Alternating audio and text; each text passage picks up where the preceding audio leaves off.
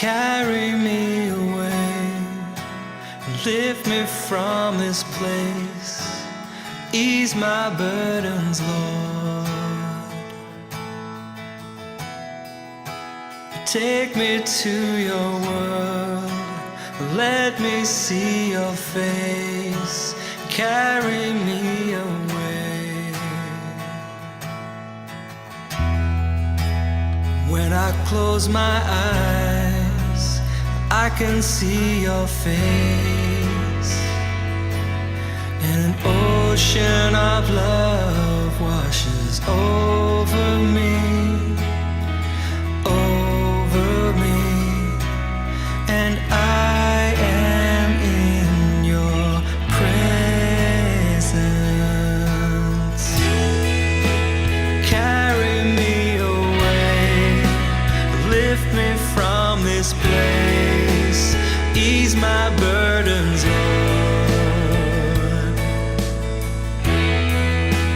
Take me to your world, let me see your face, carry me away.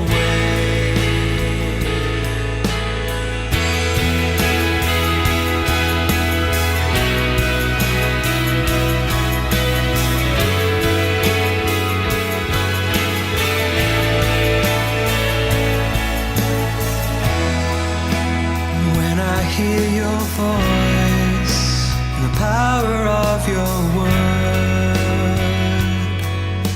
emotions of peace flood right through my heart. I live for you, and I embrace your holiness. Carry me away, lift me from this place, ease my burdens, Lord. Take me to your world, let me see your face, carry me away.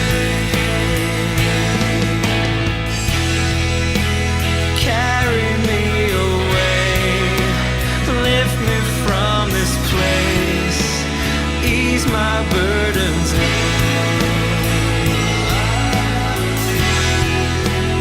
Take me to your world, let me see your face, carry me away.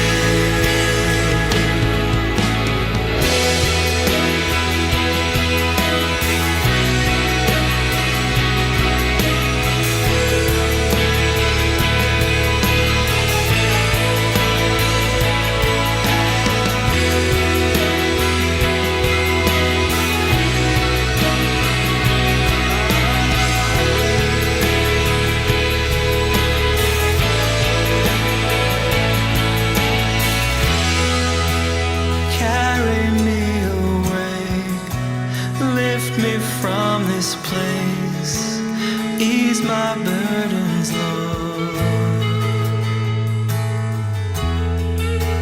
Take me to your world, let me see your face, carry me away.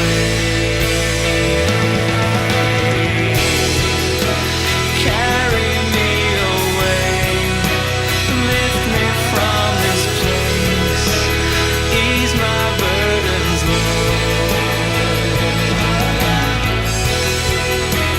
Take me to your world, let me see your face, carry me away.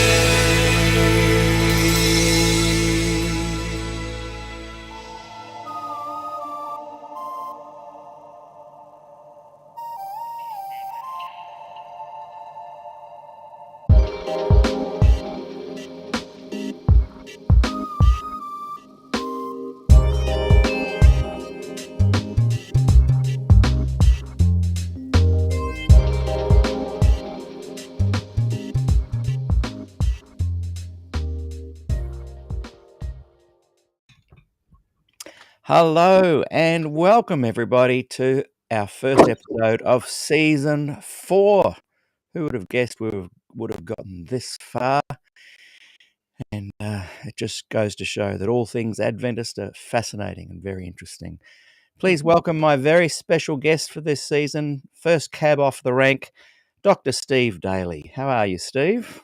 Doing well, thank you. It's great to have you back on the program again. Were you Good here, Peter.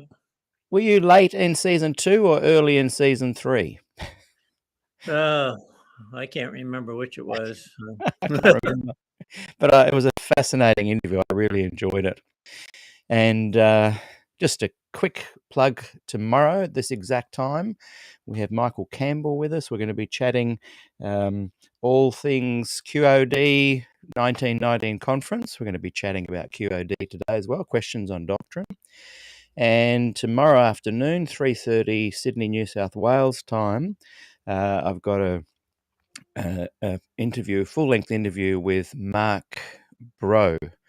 And that he was a lieutenant of David Koresh back in the day, and managed to leave that movement before the tragedy. And so it's a fascinating interview. That'll be tomorrow afternoon at 3:30, tomorrow morning with Michael Campbell at 11:30, but right now with Steve Daly. Now, Steve, right off the back, let's give your book a bit of a plug. It's been racing around the world, causing a storm. I think what's been great about it is it's allowing people to have discussions and robust discussions, and people are sharing divergent views. And have you got it there with you? You can hold up for us. Sure. I might. Yeah, there we go. I might even just quickly share a place where people can go and get it. This is your own website, I think. It's egwpsychobio.com. And Yes. if you click the /store, you'll go to this page. And you can buy the book as well as other books that you've got there as well. So, I just really encourage people to support what you're doing and go and buy the book. You can buy it on Kindle as well. I've read it 3 times now. And I find something new every time that I've really enjoyed. So quickly bring us up to speed. What have you been up to? And then we're going to dig into questions on doctrine and its implications and ramifications on Adventism. Well, great. I have a Facebook page that generates a lot of discussion every day. I post questions and a segment from one of my books and some comments before and after that segment, and usually 3 or 4, sometimes 5 questions that we discuss through the day. The most responses we've had in a single day is more than 900, but lots of times it's in the 100 to 200 range. That's more typical. And I always have just great diversity of thought. Some apologists that want to kill me, and others that are way more liberal than I am. And then, I'm a very Christ-centered, wanting to lift up Christ. I'm not interested in drawing a following to me. I just want to point people to Christ. I believe he's the source of all truth. And we have many on the page that share that belief as well. So it's a very wide diversity of thought, and I encourage anyone who wants to find stimulating discussion to join us each day. It's fascinating. I drop in almost every day and read your posts and enjoy reading the comments. Why do you think it has been so divisive? One thing that surprised me when I first interviewed you and we chatted about the book, it surprised me how many people who normally are quite open to critiquing Ellen White, and they were very keen for Adventists to see her in perspective and not to over-magnify her authority, but they were the ones who most seemed troubled by your book. Why do you think that was? Yeah, I think there's From a that part of the people, audience. there's a lot of people that are invested in some way, shape, or form in the establishment and in the institution, their friendships, their families. I think when you look at the image Ellen White generated in terms of her historical iconness, if you want to put it that way.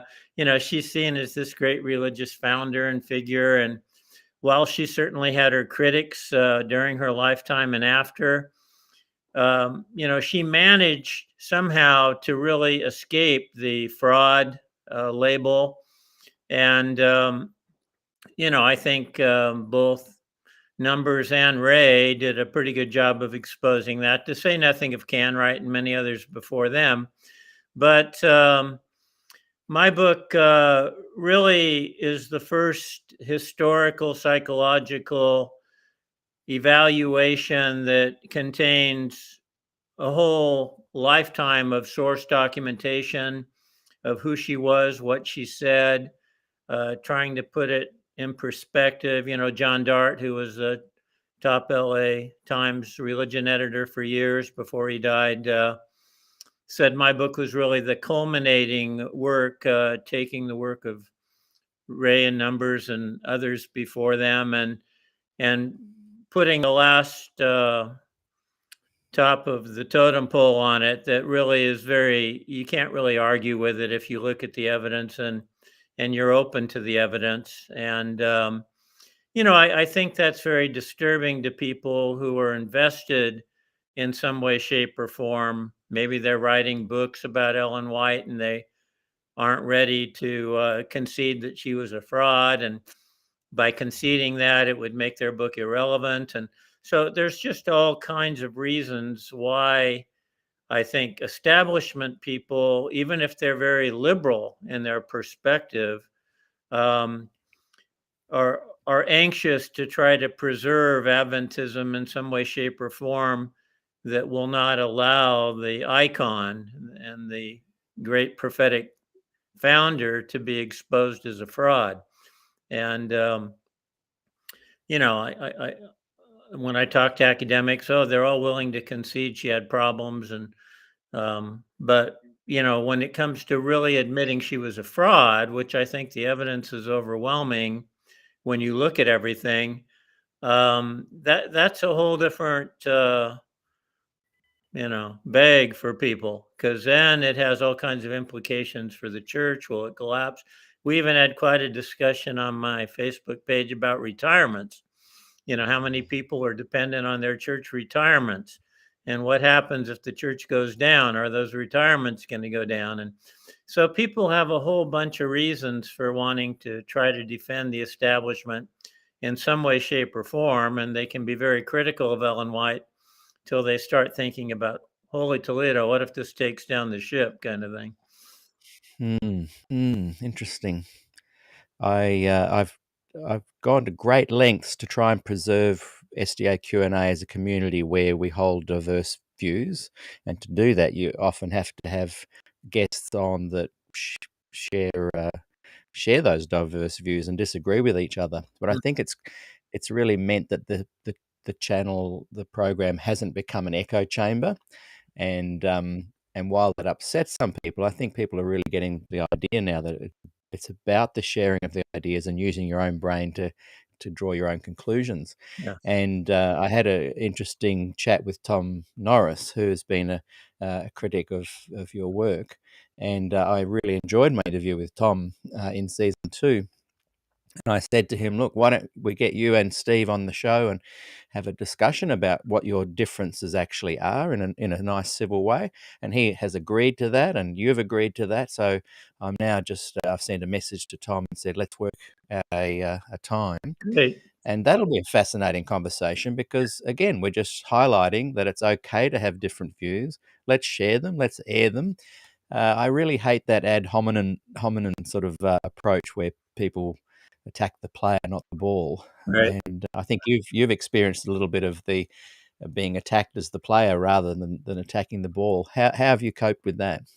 Well, it's just par for the course in Adventism. When you study Adventist history, you look at a man like Canwright, who was actually a very sincere, God-loving man, and he was seen that way by anyone who knew him well, who wasn't out to kill him, But Adventism had to attack him personally because they couldn't answer his arguments and his exposures of Ellen White. So that's the typical approach in Adventism, is go after the messenger, not the message, because they can't Mm, defend themselves against the message. The message, mm, when you look at the source documentation and the you know historical evidence, it's pretty damning. I mean, you just can't get around it. And so they do everything they can. Even, even the academic critics of me have not answered the criticisms in my book. Not one of them have said, "Oh, the source documentation isn't accurate," or, they just try to go around it. Well, Daly has an axe to grind, or he's got a grudge against the church, or it's all the typical stuff that mm. Adventism typically does. It's interesting. You mentioned Ron Numbers earlier, and I had a great interview with him and John Butler. And I love Prophetess of Health, fantastic book. Amen. But it caused such a huge stir when it was first released, Yeah. same as Walter Ray's White Lie. And yet many of the liberal progressives uh, hold Prophetess of Health up quite highly now, in high regard. Yes. Do you think the test of time kind of means people feel less kind of confronted and they can approach it more objectively? Do you think that'll happen with your book in 20, 30 years' time? It's a good question. It's hard to know. There's no doubt about the fact that when Numbers' book came out, the academics were running scared and they weren't willing to speak up, and they were worried about their jobs and just all the typical stuff. And Numbers has become a well-known academic himself, so he's in the academic club, and I'm more of an outsider, even though I taught 24 years in university setting with psychology, history, and religion. I'm not. I don't kiss up to the academic world. I don't see myself as part of that world the way Numbers does. So, I don't really know what the future holds, and I don't care that much about what academics think of me. I want Mm, to listen to them, and if they have valid criticisms, certainly respond to those as I've done. But my overall impression of academics is that they're cowards. I saw that in the years that I worked in academia. That a lot of these people have no place to go, especially if they're Adventist academics. They can't afford to lose the job. They have nowhere else to go. And I had tons of them come to me in the big crisis we had at our university over the core program and say, "Oh, we're 100% behind you and we're glad you're speaking up, but we just can't afford to lose our jobs." And mhm, that's so typical of kind of the academic community. And I'm not happy with where academia is in America today. I think it's bought and sold and compromised, and there's just huge problems with it, and I'm glad that I'm not living in that academic world. mm. Look, I wanted to drill down on the 1957 release of Questions on Doctrine. Hmm. I've often said that it was ground zero for for the world to see Adventism, um, and to see that maybe there are two kinds of Adventism, and I've seen it as a ground zero for today's tensions within the church. Um, and when I say there's two types of Adventism, I mean there's the one type that think they are the real Adventists, the traditional Adventists, and the other type of Adventists think there's more than one type of Adventism. Right. Yeah. So, but generally speaking, there's one group that has got a real sense of, we don't want the liberal guys and progressives here. We want them out. They've distorted the church. They've distorted our message. Right. And then the other side, from the Larry Geraghties to the Fritz Guys to um, John Butler, many of the good folk within Adventism that have held up the more liberal banner, they're by and large a bit more inclusive. They're wanting to see an Adventism that has a conservative side, but has also some opportunity to explore Ellen White on different levels. And so I see 57 as the point where the two really separated, and in many ways, from the outside world, they could see that it had separated. Mm. And as you know, and I'll just give people a quick bit of background, Walter Martin and Donald Barnhouse were about to release a book on cults, and they were going to include Adventism in that. Some of the top leaders of Adventism heard about this, and they contacted Walter Martin. He said, "Look, let's chat." So they went down, and so he went down and chatted to people like Leroy Froome, Walter Reed, Roy Anderson. Mm-hmm. And from those discussions was produced this book, Questions on Doctrine, and it was released in 1957. Initially, it didn't split the church, but as time went by, the most well-known one, I guess, was M.L. Andreessen. And I just want to read a quick quote that sums up a little bit of why people were starting to get upset. In Barnhouse's article, it was stated that most Adventists believed in the sinless human nature of Christ, and those who did not were part of the lunatic fringe. And M.L. Andreessen, a conservative Adventist theologian, took exception to this statement. And I think if people were to say what was the main thing about Question on Doctrine that caused this split, the main thing would perhaps be the subtle redefinition of the nature of Christ. So, which can be seen within the denomination today. So that's a little bit of background. I'm interested in your thoughts on whether you agree with me on that. But give us now a broader and deeper look as to how Questions on Doctrine came about, what led up to that. And I'm guessing the seed for it began decades earlier. Yeah, I mean, the 1919 Bible Conference is a good place to start, just because you have these two groups of academics that are clearly on very different wavelengths. And even looking at A.G. Daniels, he's a fascinating study because him and Ellen White get together in Australia and really plan their whole takeover of the church when she comes back and speaks to the General Conference, and they overthrow the current GC leadership, and Daniels is placed as president. And they scratch each other's back. There's just no question about it. Daniels supported Ellen and got her back into a more powerful, authoritative role in Adventism. She scratched his back. She came back to the notion that the General Conference in session is the voice of God. She had originally taken that position when her husband was GC president. And then she had a falling out with the General Conference leaders for many years and wanted nothing to do with the General Conference being the voice of God, and wrote that God showed her that many times over. But Daniels didn't feel comfortable admitting what he knew about Ellen White as long as she was alive. But once she was dead after 1915, then Prescott and Daniels and so many others who knew the truth about Ellen White recognized that something had to be done. And there were some true, what I would call real liberals in Adventist academia at the 1919 Bible Conference. Lacey, for example, mocked the notion of a young earth, and mocked Ellen White's 6,000 year view and all that kind of thing. So there were academics that were what we would call leftists and extreme liberals, as there are many in Adventism today. And, I would say you basically have three groups in Adventism. You've got the right wingers who, like you say, want to get rid of all progressive liberals, leftists, etc. Then, you have evangelical Adventists.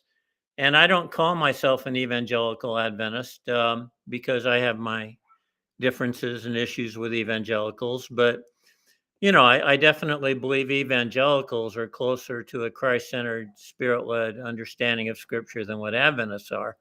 So I would resonate with evangelicals more than either of the other two groups, certainly in Adventism, which are the right-wingers and the left-wingers. And Of course, I dealt with left-wingers a lot in Adventism and academia.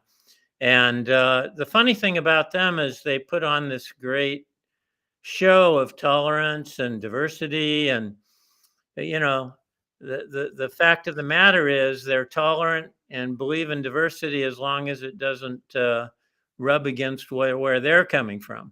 And I saw leftists in charge of the core program at my university be as intolerant as you could possibly be, and the only diversity they wanted was their definition of diversity. So there are a lot of leftists in Adventism who are just as intolerant as right wingers, even though a lot of Adventists don't understand this. But they're extremely critical of evangelicals too. I used to listen to the academics on campus just attack evangelicals as if they were the devil. And they despised evangelicals every bit as much as they despised right wingers. So people have to understand this, that you've got this ridiculous pluralism in Adventism today. And what's funny is you can get kicked out of the church for believing too much in the Holy Spirit or the gifts of the Spirit or the gospel, but you won't get kicked out for teaching that Jesus isn't God, or that God isn't a personal being, or that monotheism is the most evil form of religion that exists. I saw all that going on the campus before I left, and not a single person was fired for it. The board did come in and get rid of the core program. But anyway, back to questions on doctrine. This is evangelical Adventism here. This is the real attempt with Martin and Barnhouse, is to convince them that Adventists are evangelicals. So we're not really talking about liberal Adventism here. We're talking about evangelical Adventism. And Figueroa was really the only GC president ever who would have called himself an evangelical Adventist. So he's in there with, T.E. Unruh. T.E. Unruh was the one who originally contacted Barnhouse and complimented him on a sermon he'd heard and started a relationship. And Barnhouse basically shut him down and, mocked Ellen's book on Steps to Christ and said it was garbage and said it was cultic and all this kind of stuff. So Unruh thought the game was over, but he had planted a seed that Martin and Barnhouse picked up with, Roy Allen Anderson and Reed and these other evangelical Adventists, Leroy Froome. They were the ones that then pursued this whole situation because they really didn't want Adventists to be put forth as a cult by Martin, because the Adventists were already a cult in so many other books, and Martin was going to kind of put the final cap on it.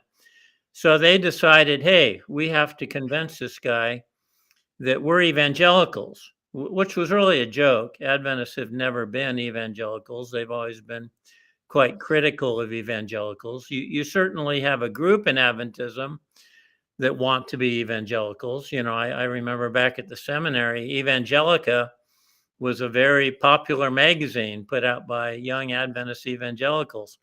But and most of what they had to say I really liked. It was very Christ-centered, and it was good stuff. But the bottom line is that in order to convince Barnhouse and Martin that Adventists were evangelicals, they had to take a very deceptive course because it wasn't who Adventists were.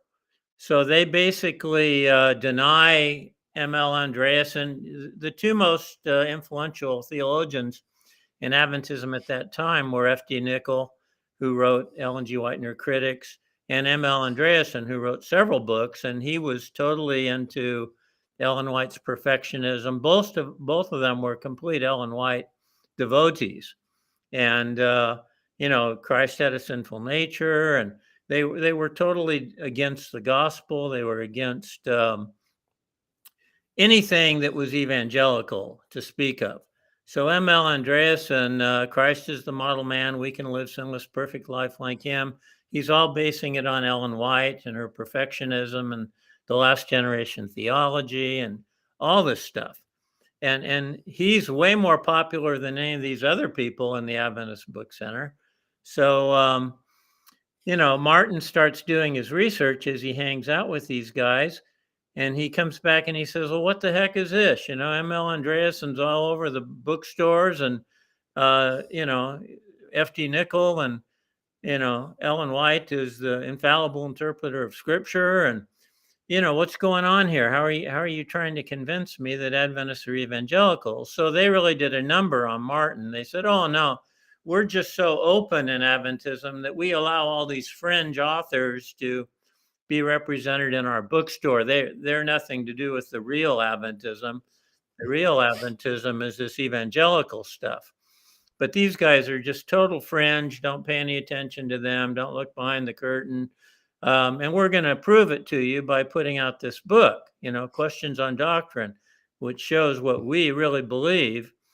So, they went forward with this to simply escape the cult label. And this was the only time in Adventist history that you had people in power who would have considered themselves evangelical Adventists.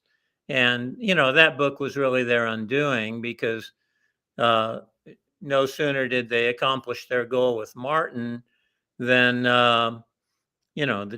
the church leaders who were behind Andreasen and Nickel and Ellen White and all the rest came down on them, ran them out of office, and ran the book out of publication not long thereafter. So what's funny is if you read, I don't know if you've watched the 5 segments of the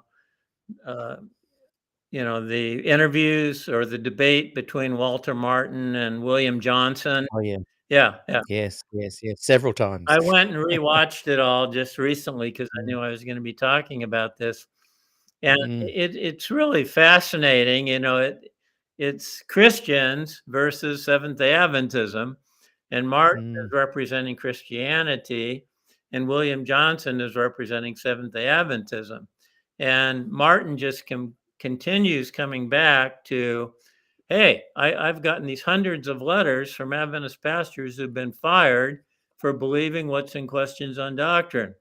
And I'm reading your sources here, and I can't find an Adventist in leadership anywhere who won't say that Ellen White isn't the infallible interpreter of Scripture, or that her interpretations of Scripture aren't authoritative.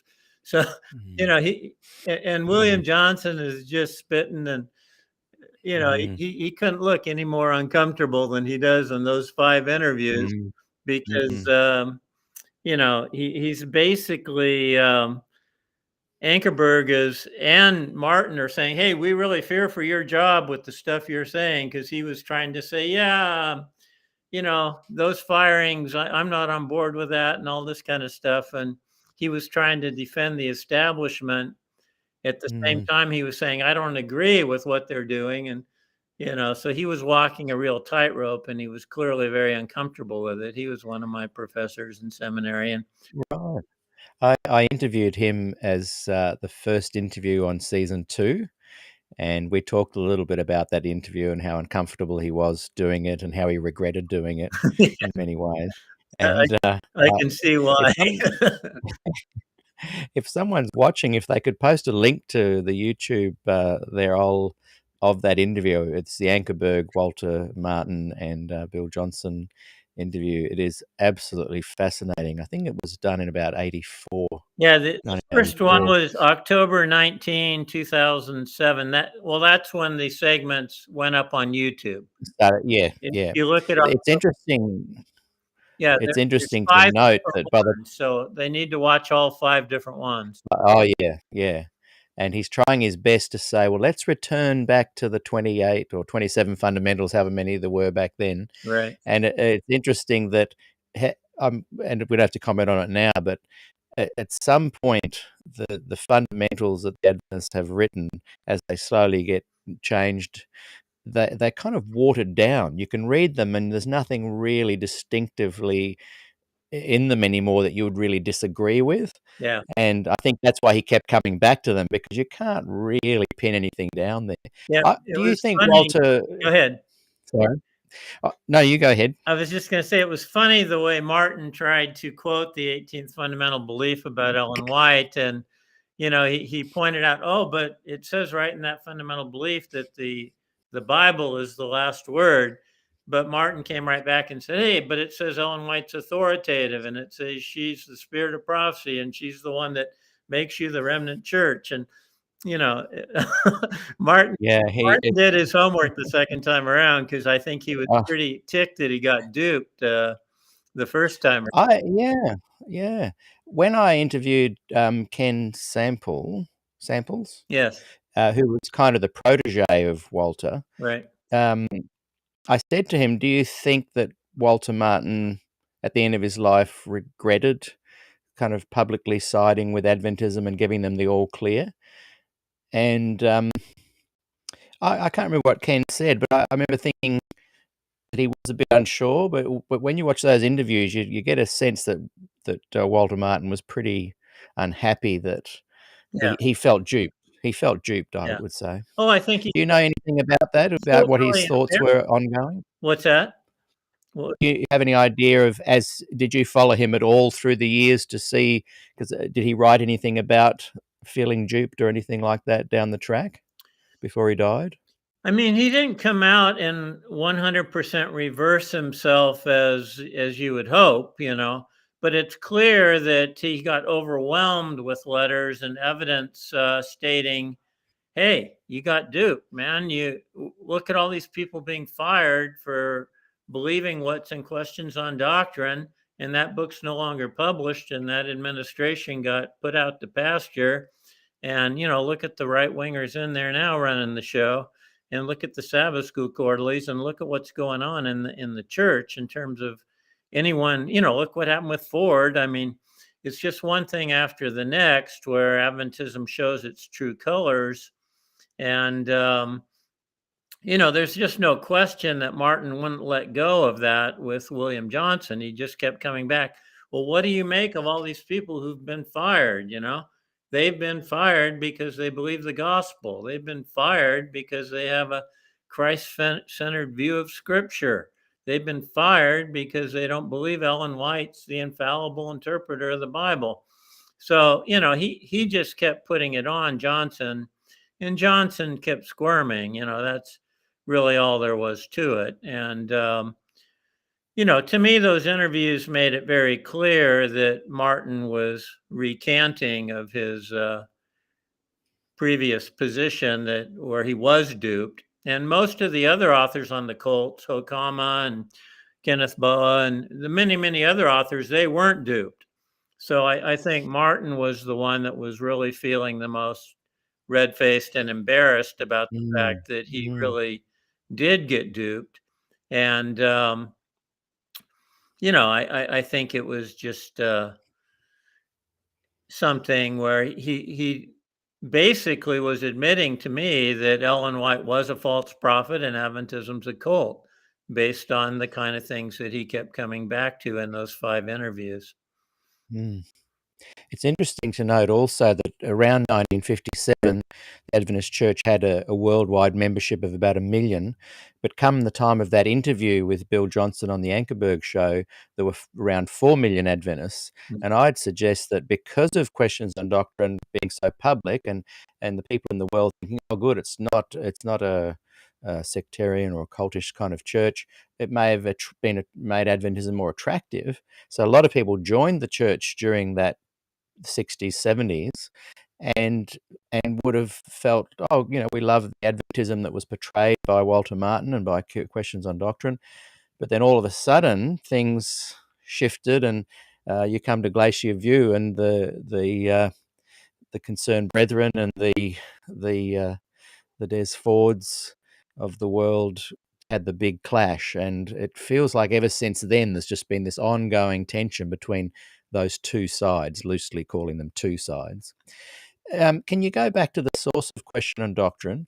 Perhaps comment on if you think what I just said there might be a feasible kind of theory, and list some of the key things that you think were changed or watered down or modified to to become more appealing to the general public, to the wider Christian body. We mentioned earlier the nature of Christ possibly being the main one. Can you share your thoughts on the nature of Christ being adjusted there in the QOD and other key points? Yeah, there were all kinds of things that needed to be changed to become palatable to evangelicals. And certainly the nature of Christ was one, the gross perfectionism and legalism that was tied to that, the last generation theology that you have to become sinlessly perfect. The whole notion of an investigative judgment where if you sin after your name comes up in the investigative judgment, you're lost. And I mean, there's just so much heresy in Adventism. Andreasen, of course, didn't believe in a completed atonement. So the finished work of Christ was something that Adventists had never believed in. And they were trying to claim that they were believing in that in questions on doctrine, which, of course, Adventism never has embraced. What's so ironic to me is that J.H. Wagner, way back in 1854, had the gospel right. I mean, he had the full gospel. He had a clear understanding of the law in Romans and Galatians.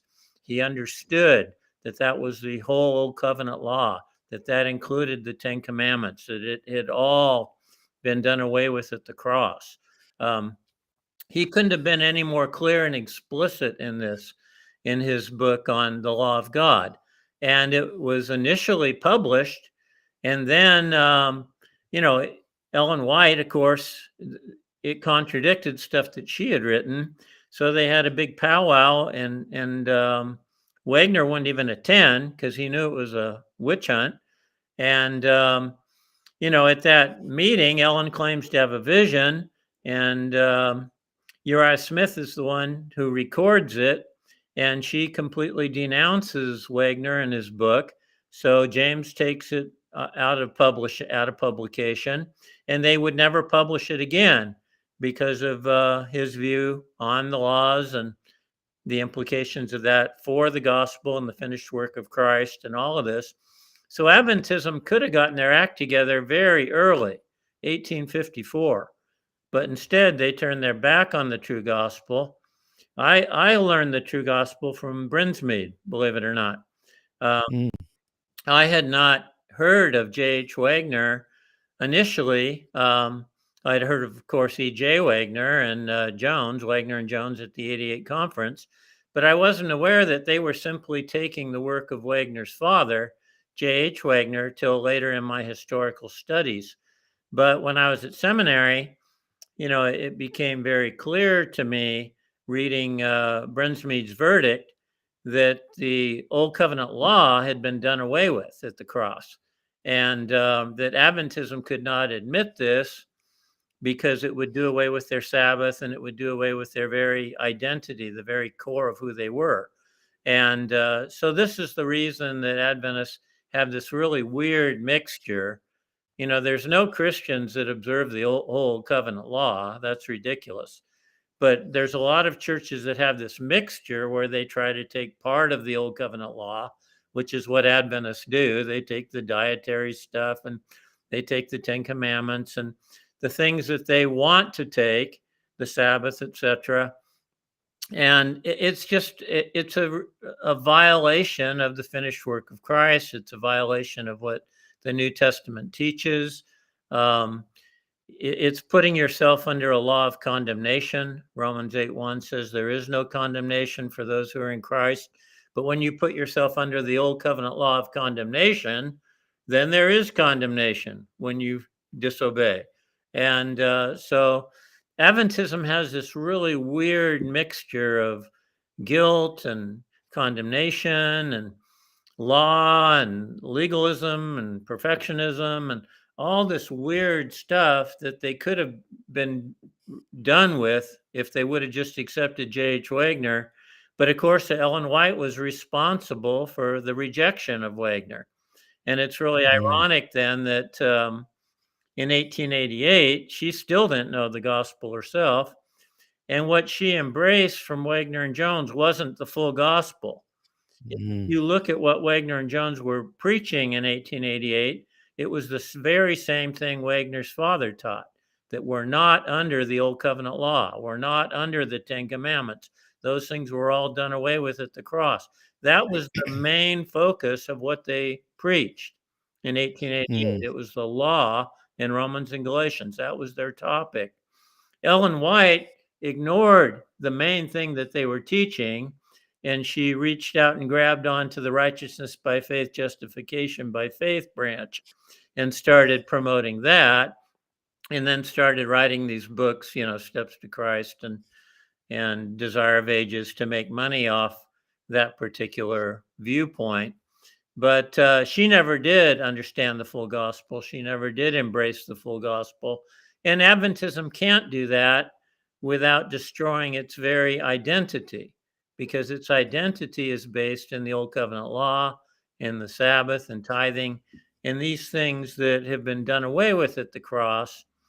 And so Adventism is just this very confused mixture of theology that is sad. It generates Mm. it generates a religion of condemnation, and they don't even understand it. And I think what happens too, a lot of young people um, discover the gospel through reading the gospels, um, and they get a little bit annoyed with discussions like this because they go, "Oh, you guys are just rehashing stuff." But ultimately, they get to a certain age and they realize what we're talking about now impedes their connection if they're going to brand themselves as an Adventist pushing the Adventist gospel. Mm. You can only go so far with it. And what tends to frustrate me a little bit is that those that offer change and things are changing and young people are the church of the future are offering false hope, because the very DNA of Adventism lies within the things you're talking about there, and they don't change. Mm. And in many ways, the two sides, again, loosely calling the two sides, are hampering each other's progress. They'd be better to kind of somehow find a way to be separate, stay within the mother church if they want, but um, they just keep holding each other back. Yeah. Um, and it's sad to see, because a lot of the local churches around where I live, a bit more progressive, liberal, brilliant churches. They help the homeless. They focus on Jesus. They look at the Gospels, the teachings of Jesus, how they apply to daily life, and it's great. But then people come into the church, they stumble across these issues, they stumble across some of the last generation theology, the Ellen White's an equal prophet to those in the Bible. And this confusion just continues, and it's sad to see, because it's just one constant limping. Adventism just limps along from one generation to the next. Yeah, and you talk about numbers, and those numbers are so ridiculously inflated that it's almost humorous. Adventism now claims 22 million. It seems like it jumps up a million every time you listen to them.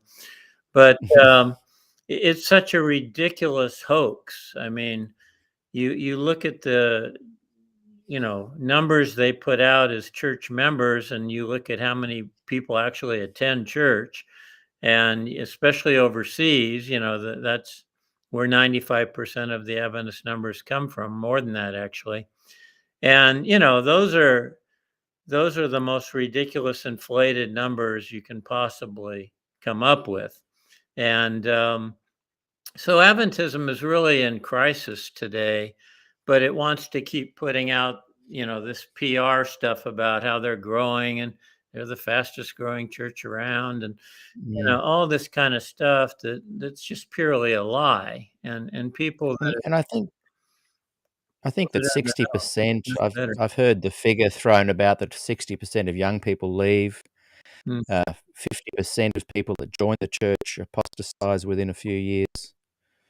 Can I just go back to the nature of Christ? It's a topic that I've often discussed with people, and it's hard to really work out what question on doctrine was saying the nature of Christ was, how different that was to the traditional view. And I'll just put up a good question that Peter Mashenko raised that might help if you can answer it for us. I'll read it out. I'm interested in the nature of Christ. I don't really understand what the church thought it was before questions on doctrine.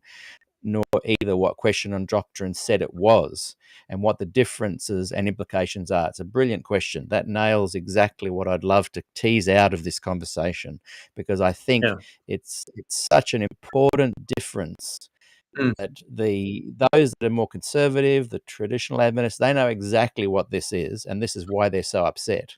Yes. But the average church goer doesn't quite get it and wonders what all the fuss is about. Can you answer that for us? Yeah, I mean, you go back to early Adventism, of course, and they were Arians. James White and Bates, they came out of the Christian Connection. They didn't believe Jesus was God. There's a lot in Ellen White's writings about Jesus had a sinful nature. We can do what he did. The model man theology, this has been around in Adventism forever. M.L. Andreasen, of course, was one of the greatest exponents of that kind of thinking, that Jesus had a sinful nature just like we do. We know we can do what he did because he did it with a sinful nature. He lived a perfect sinless life with a sinful nature. That's He didn't sin, but he had the sinful nature, which right. means he had the propensity to sin. Right. He had a sinful human nature, and this is the Adventist model man theology, and yet he never sinned. So that shows that we can overcome sin completely with a sinful human nature and never sin, which is the last generation Adventist, eschatology. And you have to overcome every known sin. You can't sin after your name comes up in the investigative judgment. So it's just the most guilt-producing, condemnation-oriented kind of theology you can possibly come up with. And it forces people to be deluded into thinking they're sinless. It's just so ridiculous to think in terms of having a sinful nature but never sinning. And it's completely ignorant of sins of omission. Obviously, we sin every moment of every day by not thinking the most perfect thought we could possibly think every moment of every day. Those are sins of omission, failing to be perfectly like God every moment of every day. Jesus, on the other hand, was perfectly like God. He didn't do anything unless the Father directed him to do it. But the whole point of Romans 5 and the New Testament is that Jesus was the second Adam. He came with the nature of Adam before Adam sinned. And clearly he still had biology and, human nature in the sense of years of degeneration from the time of creation, but not a sinful nature. You can't have a sinful nature and not sin. That's anathema. That's heresy to the New Testament. It's impossible to have a sinful nature and never sin. So Christ was the second Adam. He came with the nature of Adam before Adam sinned and showed that Adam could have lived without sin. That's why he's called the second Adam. And Questions on Doctrine was wanting to convince the evangelical world that Adventists were in that boat and that they believed that, and that Christ was the second Adam and that he took on the nature of Adam before Adam sinned. And, he still had the biological degeneration of inheritance and all that kind of stuff that would come on his physical body and those kinds of things. But we're talking about his spiritual nature. And to say that he had a sinful nature fits right in with Adventist theology throughout the vast majority of Adventist history, with, the exceptions of this evangelical period. And of course, left-wing Adventists, again, have gone back to Jesus isn't even God. You look at the left-wing academics in Adventism, and they don't even believe Jesus was God. And so, again, there's a lot of pluralism in Adventism that people need to understand. But from a gospel, Christ-centered understanding of Scripture, Jesus did not have a sinful nature. He was the only one who could die for the sins of the human race. He did do that. He lived a perfectly sinless life. And, people say, well, then he had an advantage over us if he didn't have a sinful nature. Yes, he did have an advantage over sinful human beings, but his temptations were as much greater to him as his nature was to us. He look at the temptations the devil brought against him. I've never been tempted to turn a stone into a loaf of bread or jump off a building and stop right before I hit the ground and have the whole world worship me. Those were temptations that were brought against Christ's divine nature, and the devil was trying to get him to act out of his divine nature, and Christ refused to do that.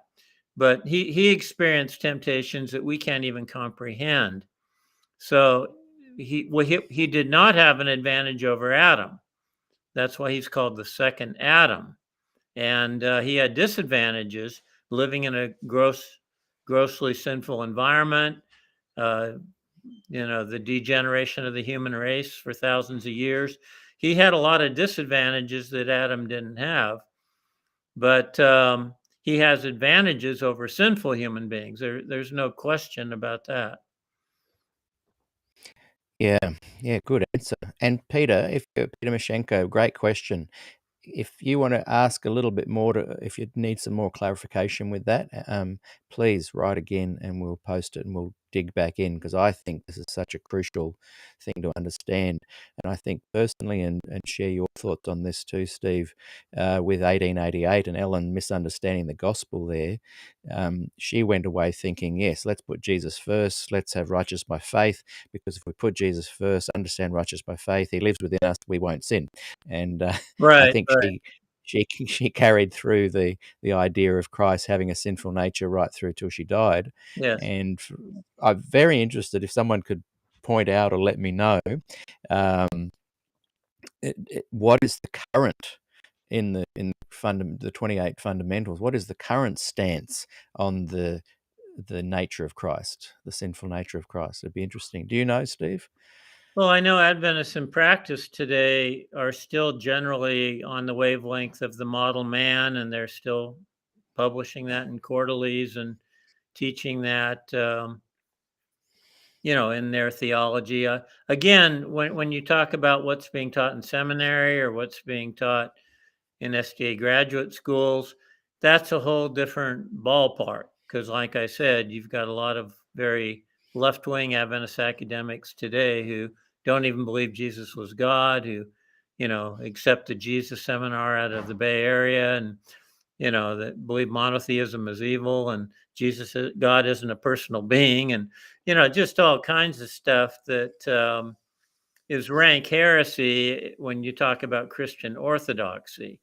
So it's very hard to pigeonhole Adventism today, but you can look at what the GC president believes, and you can look at what is taught in the 28 fundamental beliefs, and you can see that Adventists have never accepted the true gospel. Brinsmead was a breath of fresh air to me. Of course, he left, but he had it right in the 70s. He went back to J.H. Wagner, and what Wagner taught in 1854 was exactly what Brinsmead was teaching in Verdict and his publications there in the 1970s.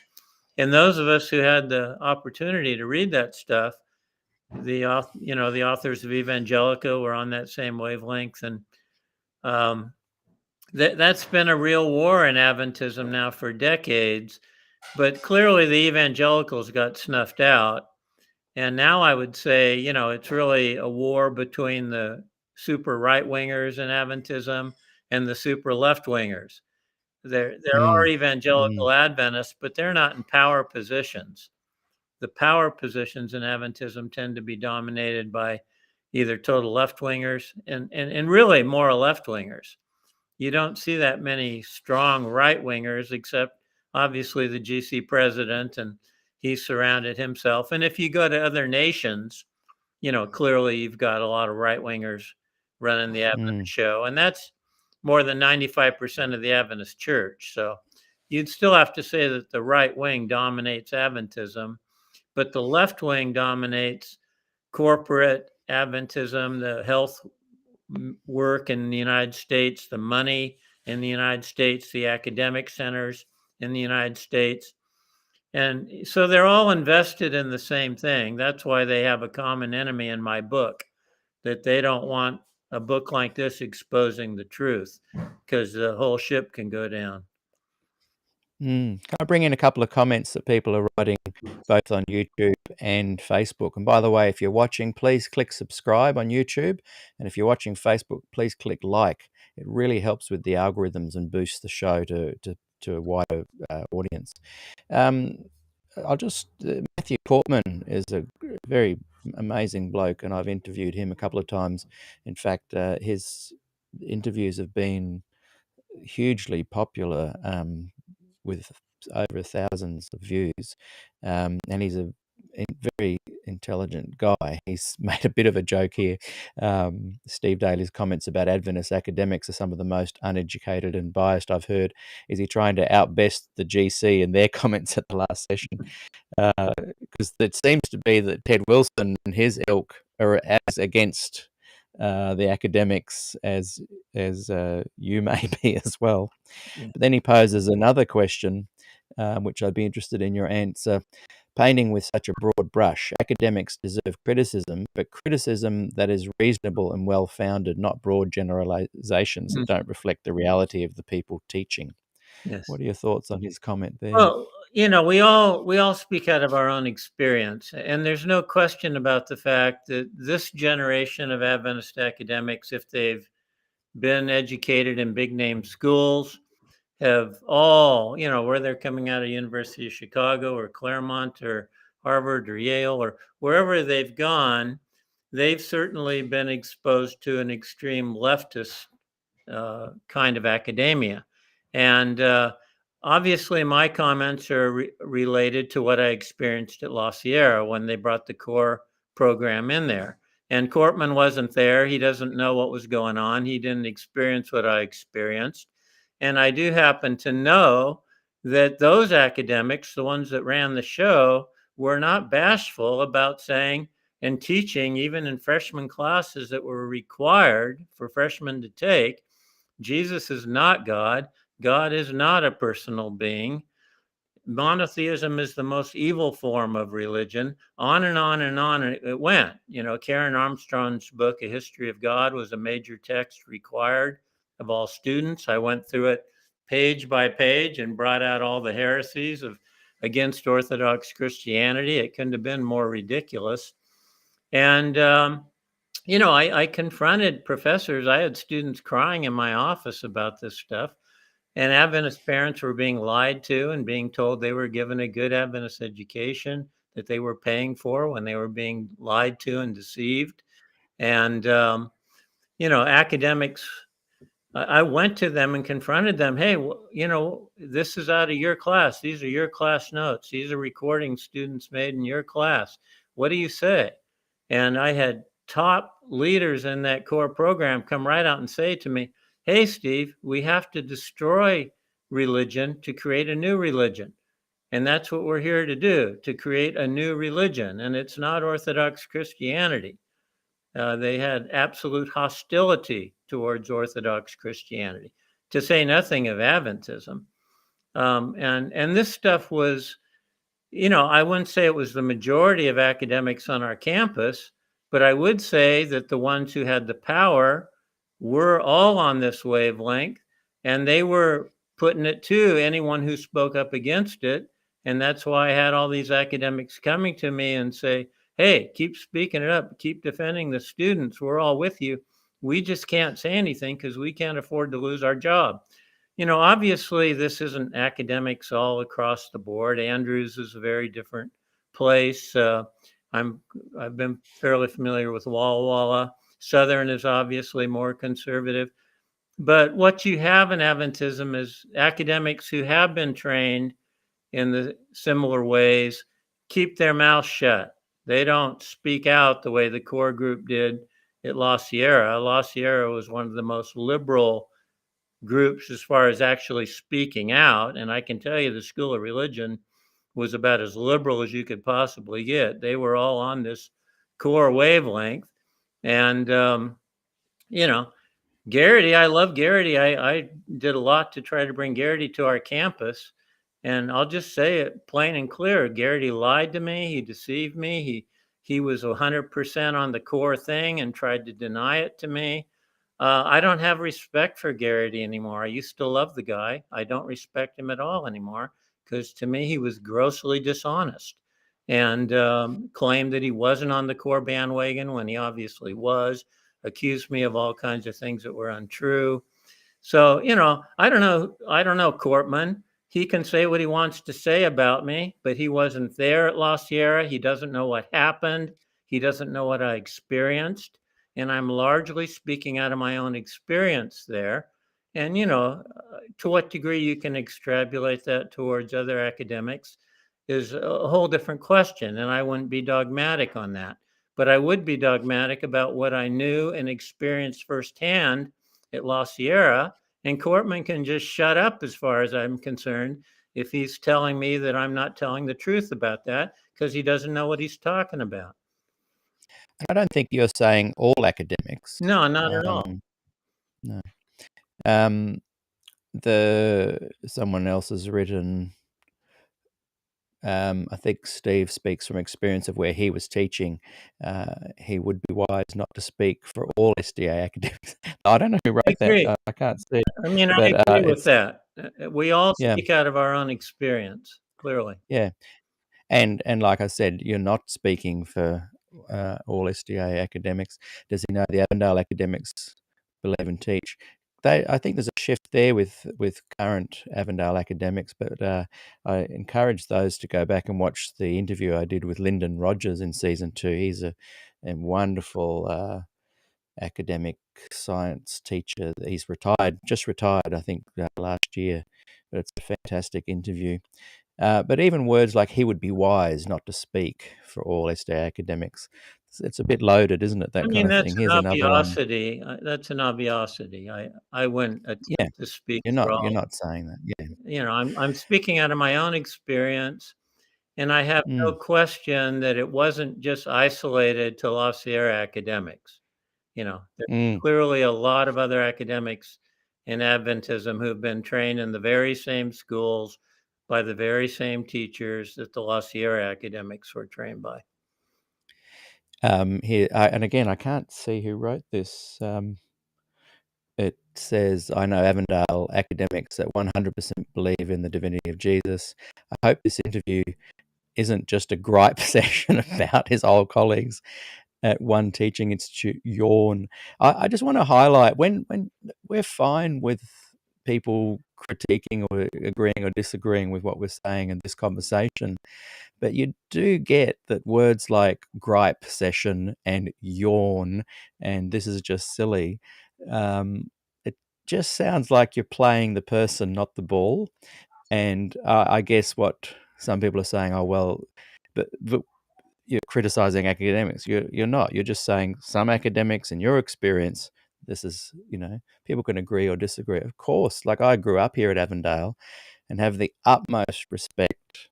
I'm Avondale personified. I have the utmost respect for the Avondale teachers and the climate that they created here for me.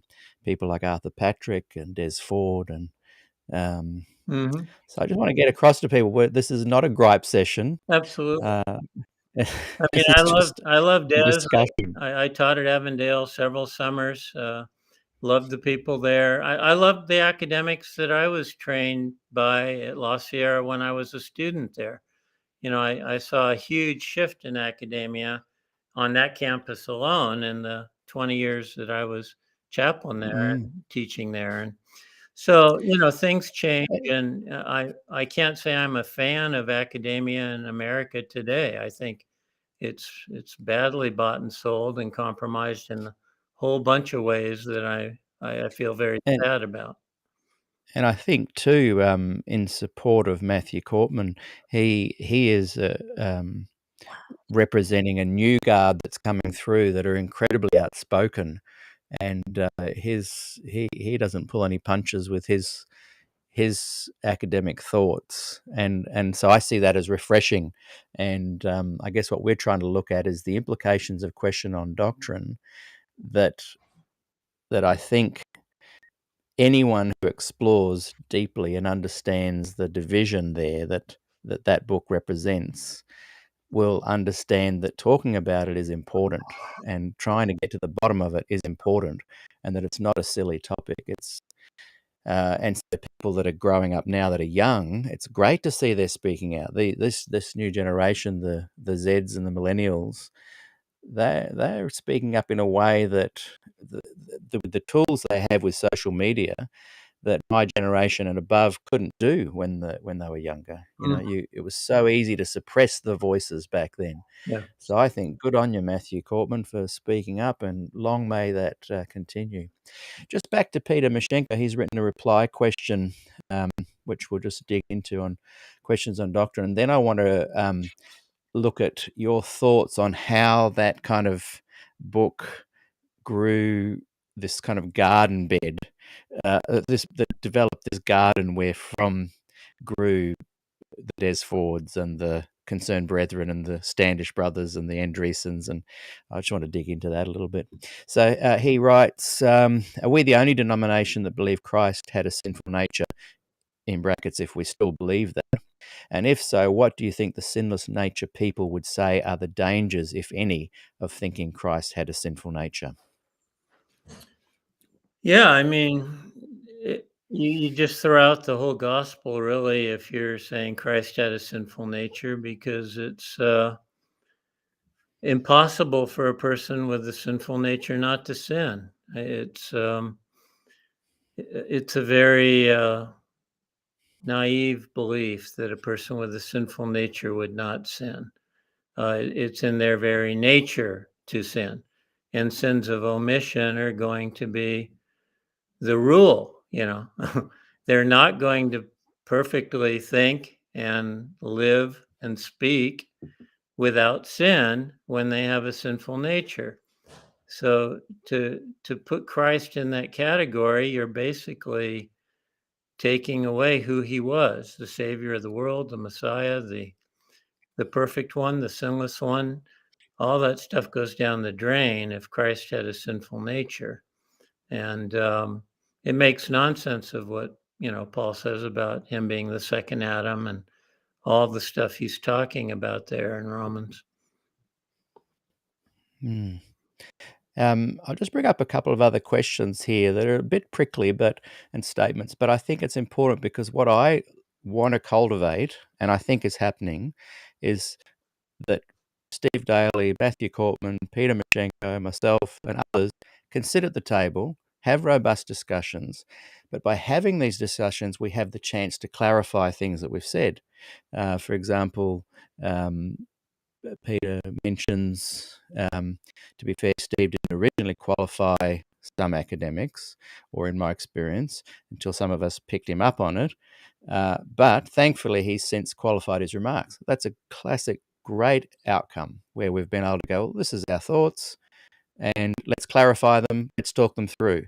My idea is civil conversation, open conversation, can eventually actually bring about friendships that you'd be surprised you could actually have. Sure. So thanks for highlighting that, Pete. Yeah, Just go back to... and I get emotional over what I experienced at La Sierra because it was a very emotional experience. And Of course. I apologize for kind of lashing out there. It's not appropriate.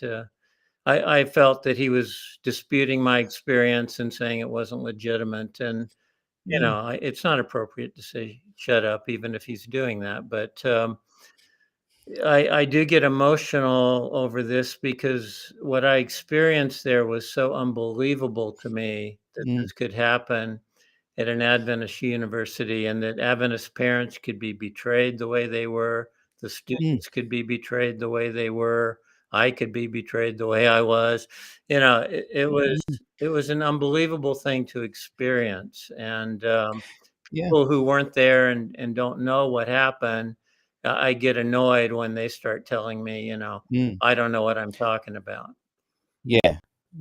And again, I think what's really great and demonstrates your ability to be a real human is that you could just say what you've just said then. And I know Matthew and Peter and we agree, we disagree.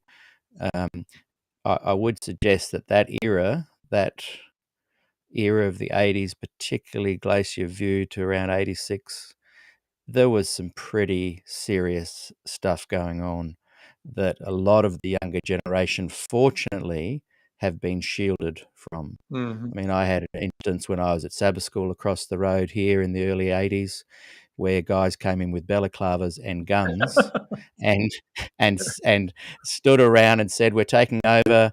The Sunday law has come in," and we were just scared to death. And then one of the guys went up to the front of the podium and took his balaclava off, and it was one of the youth leaders. And the youth leader that was taking the service that day in Sabbath school hopped up and said, "Hey, this isn't real, but this is an example of what it's going to be like." And the young Adventists these days have no idea of the kind of Adventism 60s, 70s, early 80s that was there in the landscape. And I know my generation did a lot to try and bring about this focus on Jesus and the gospel and worship. And so I just want to say to the young guys, cut us oldies a little bit of slack because it was a real battlefield. So let's just return to Matthew. And again, we're just highlighting we can have a conversation, we can be friends, we can be civil. Questions on doctrine discussion isn't silly to clarify. It's a needed discussion. The ad hominem and broad brushes is what I reacted to. Cool. Well said. And look, I think what people really want is for the church to be less hobbled. The Adventist Church is an incredible institution with amazing people in it, from grassroots to leaders. And I've just noticed in my decades here on the planet that this loop of constant tension just keeps returning, Yeah. and people approach it with, "Oh, really? Is it? I would never noticed this before." And the leaders go, "Nothing to see here," and it's just this constant false hope loop. Yeah. Let's see what else we got here. Look, let's go into and thank you, Peter Mashenko and Matthew, for your comments there. This is a banquet table. Main thing is that we talk through stuff and realize that we're all human. We're all living this journey. After the book came out, and I think a lot of people did join the Adventist Church around this time. I know that Gillian Ford has told me that when she came into the church, this kind of Andreessen style Adventism she was shocked when she came across it later. Des Ford's preaching, Cottrell, there was a whole lot of people that came to the fore that were presenting a good kind of gospel within Adventism. What are your thoughts on that era and how questions on doctrine may have created fertile soil for that growth? Yeah, it's really interesting to compare eras because, that was such a different period in Adventism that when I compare it to what I know of Adventism today, it's, it's such a huge difference. And again, I think that there are, like you say, a lot of great people in Adventism. There's a lot of Christ-loving people in Adventism. I'm familiar with many of the Adventist younger ministers than myself that want to just say Jesus only. Let's just focus on Jesus. And, I'm all for that. I really believe that the dilemma for Adventism is if you do what I do, I just want to point people to Jesus. I'm not trying to build a following. I'm not trying to build a mega church or even a big church. I just want to point people to Christ. And when you do that, you don't have the distinctives that allow a church like Adventism to grow. It's the fear mongering. It's, we're the remnant. If you don't belong to us, you're going to hell. There's all this stuff connected to Adventism that's unhealthy, while you have some people in it, and many people in it, that are very healthy, kind, caring, socially conscious people that are good people. I know so many Adventists that are wonderful people. I don't have a lot of respect for the system because I know where the system came from. I know the lies it's based on. I know the cover-ups and, you know, dishonesty that's innate to it. I know, what has followed through the decades after Ellen's death to maintain that kind of system. So the system to me is very unhealthy and it is very cult-like. But that doesn't mean that there aren't tons of wonderful, neat people in Adventism that love Jesus and want to just serve Jesus. You see the dilemma. People come into Adventism through Revelation seminars and all these lies that they're telling to people about last generation theology and the Sabbath. And, the church grows through lies and deceptions, but somehow it still manages to generate a lot of good, loving, caring people who are wonderful people. And the same is true in Mormonism. That's Mm, one heck of a cult that believes some of the craziest stuff you can possibly imagine and has a history to go with it. But there's a lot of awesome, wonderful people in Mormonism. Adventism and mm, Mormonism have remarkable similarities, even though Adventists don't want to admit that. And so does Adventism and Catholicism. It's mm, remarkable to see the similarities between Adventism and Catholicism, while Adventists paint them as the villains of all history. mm, mm. When this latest wave of almost from the liberal progressive community, almost shock, horror, how how can the Ted Wilsons and the compliance document, how can that even grow in the church? What a lunatic fringe, what an anomaly. Yeah. My surprise is how on earth did the Des Fords grow out of and the Brinsmeads grow out of Adventism, not how on earth did the Standish brothers grow out of Adventism, not how on earth did the Andreessens grow out of Adventism. Yeah. I mean, What are your thoughts on that? Like, that's the a, DNA of Adventism is so last generation theology. that's a It's great so point. it's so sinful nature of Christ. Yeah. And when you look at the about face and Brinsmead, that guy is one fascinating dude. I went to his avocado Mm. ranch many years Mm. ago and talked to him personally when I was in Australia. And he is just a extremely fascinating human being. But to Mm. see where he was in the 50s and then how Ford brought him Yeah. 180 degrees the other direction, and then he out Fords Ford. Ford was never willing to see the full gospel the way Brinsmead did.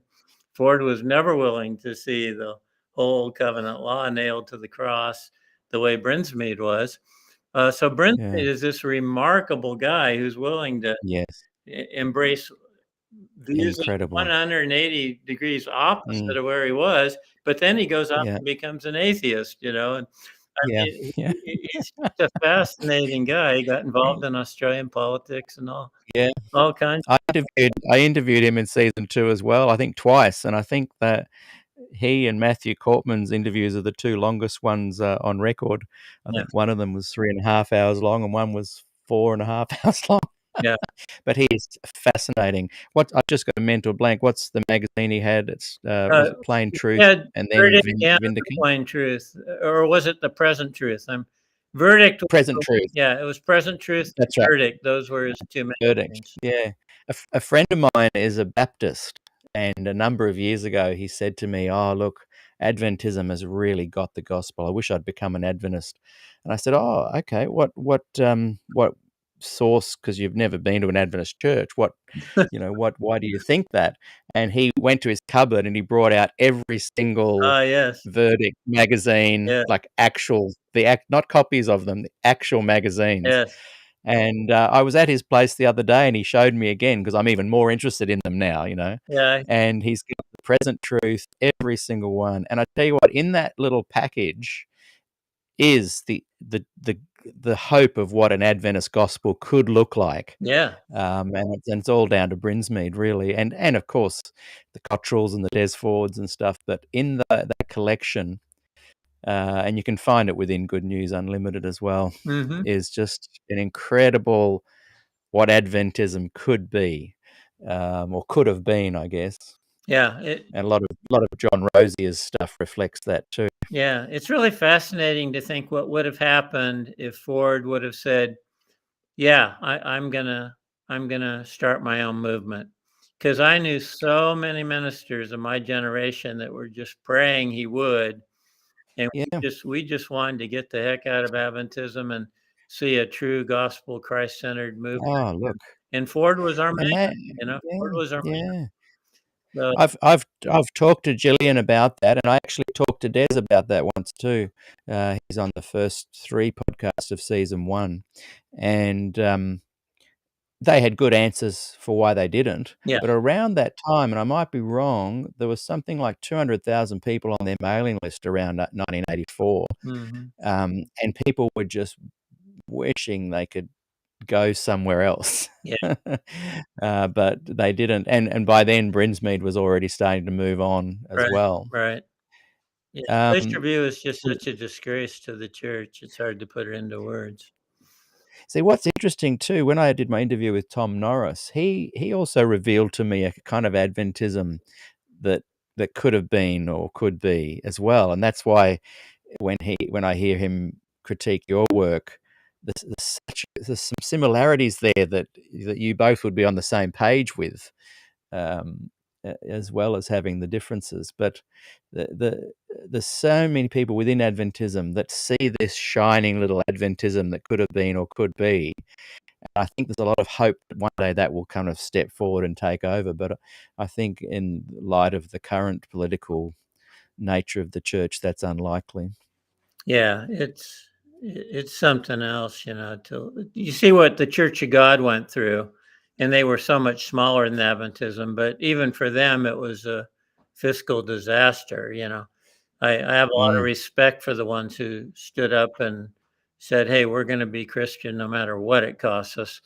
And yeah. but it cost them an awful lot. There's no question about that.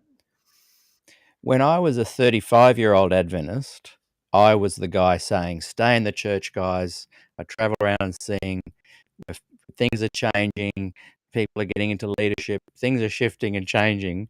But when I saw the no vote and I was there with my 18-month-old daughter, I thought, no, this is not changing. It's false hope.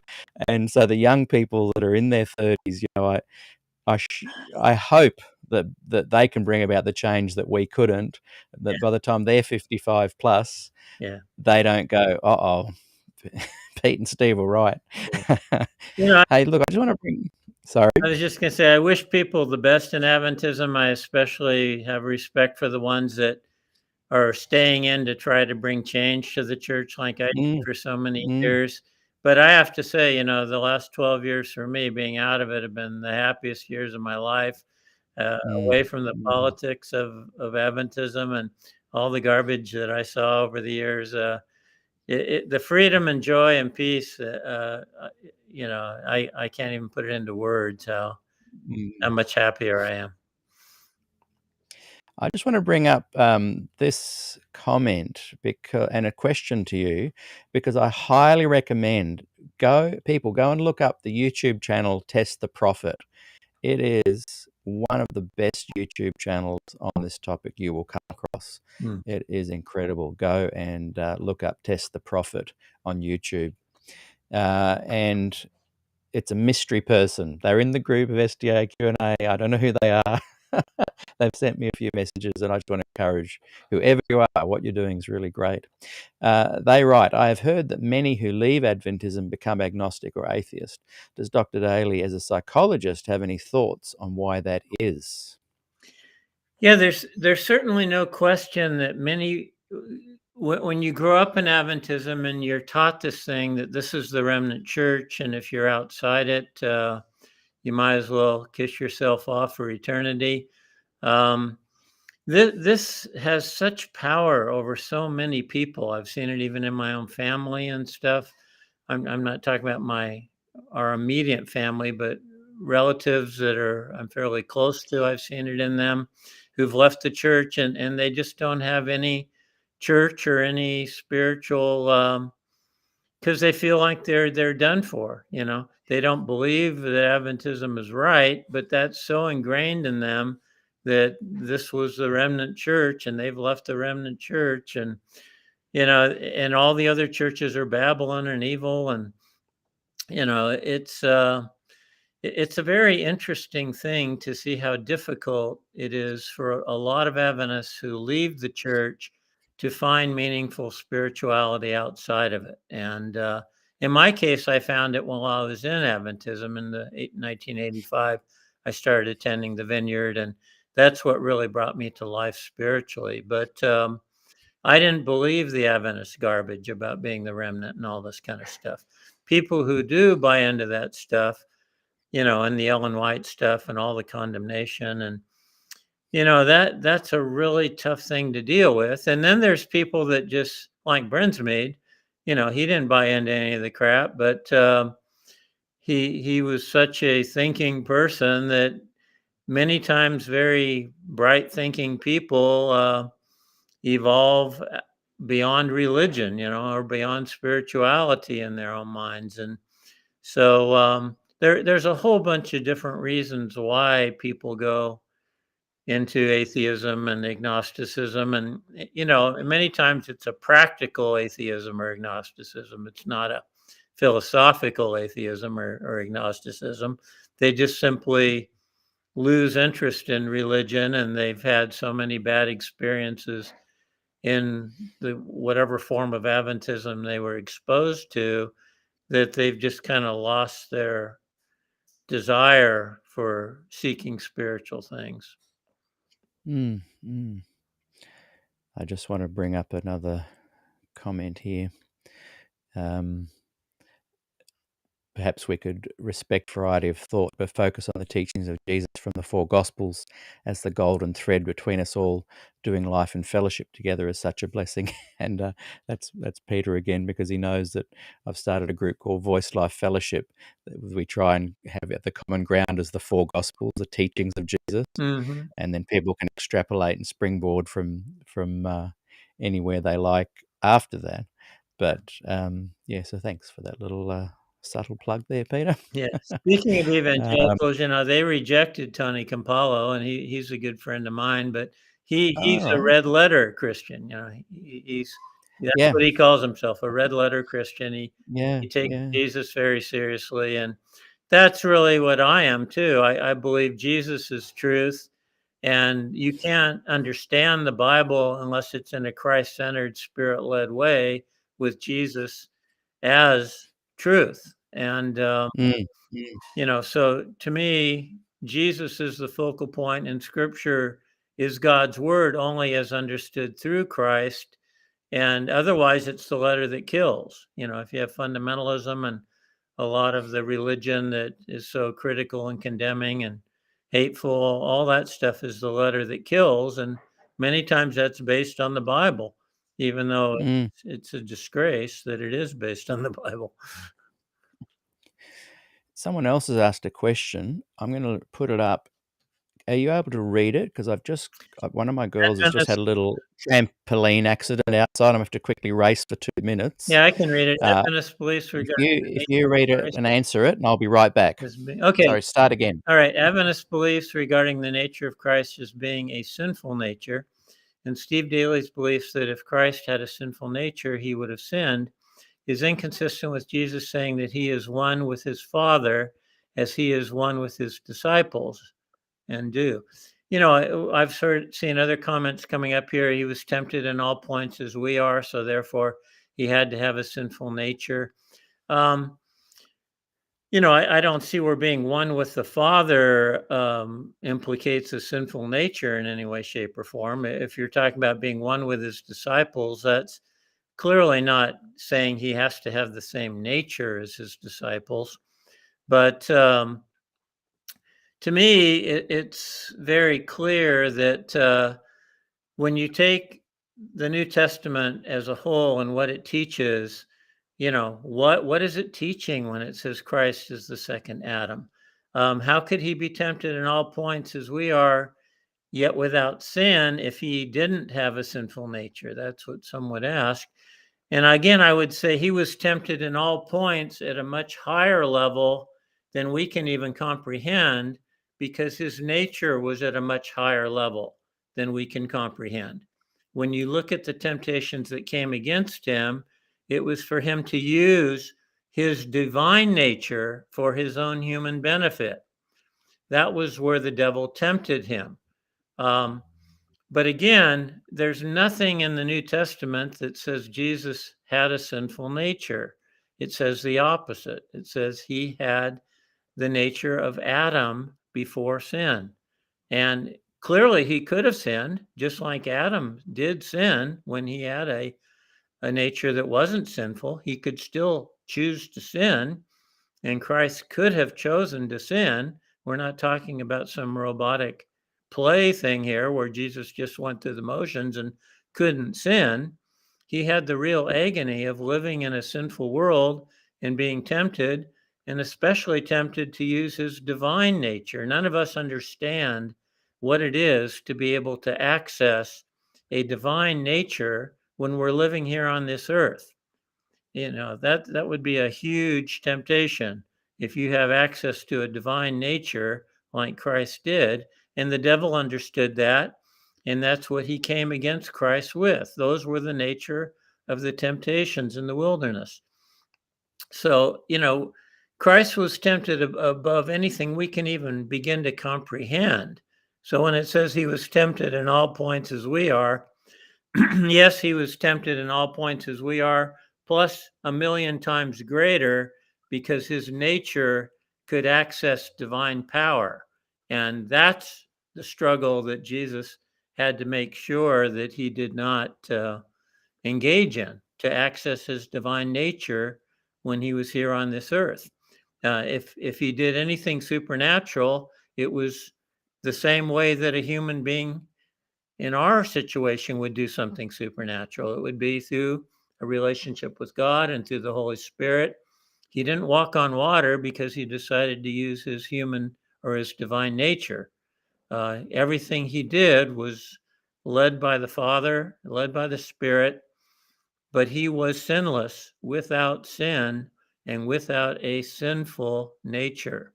Again, I would challenge anyone to say you can have a sinful nature and not sin. It's a failure to understand what a sinful nature is, to say that someone can have a sinful nature and not sin.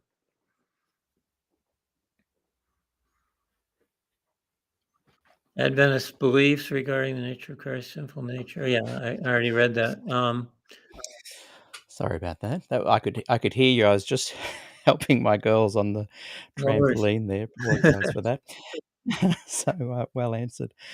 I've just got to work out where I can remove that from the screen. Here we It go. says, I was taught that Christ's sin nature was overcome by his obedience to the law. Would Dr. Daly address that?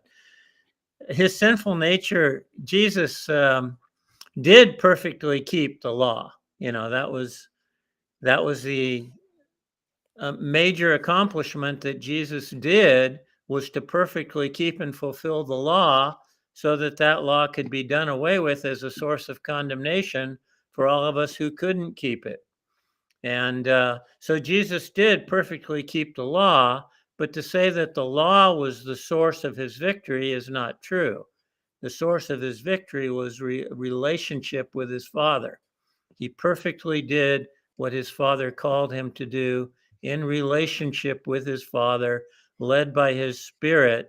Not he overcame the law, but he didn't overcome the law through the power of the law. He overcame the law through the power of his relationship with his Father. Yeah, and I think here's another question.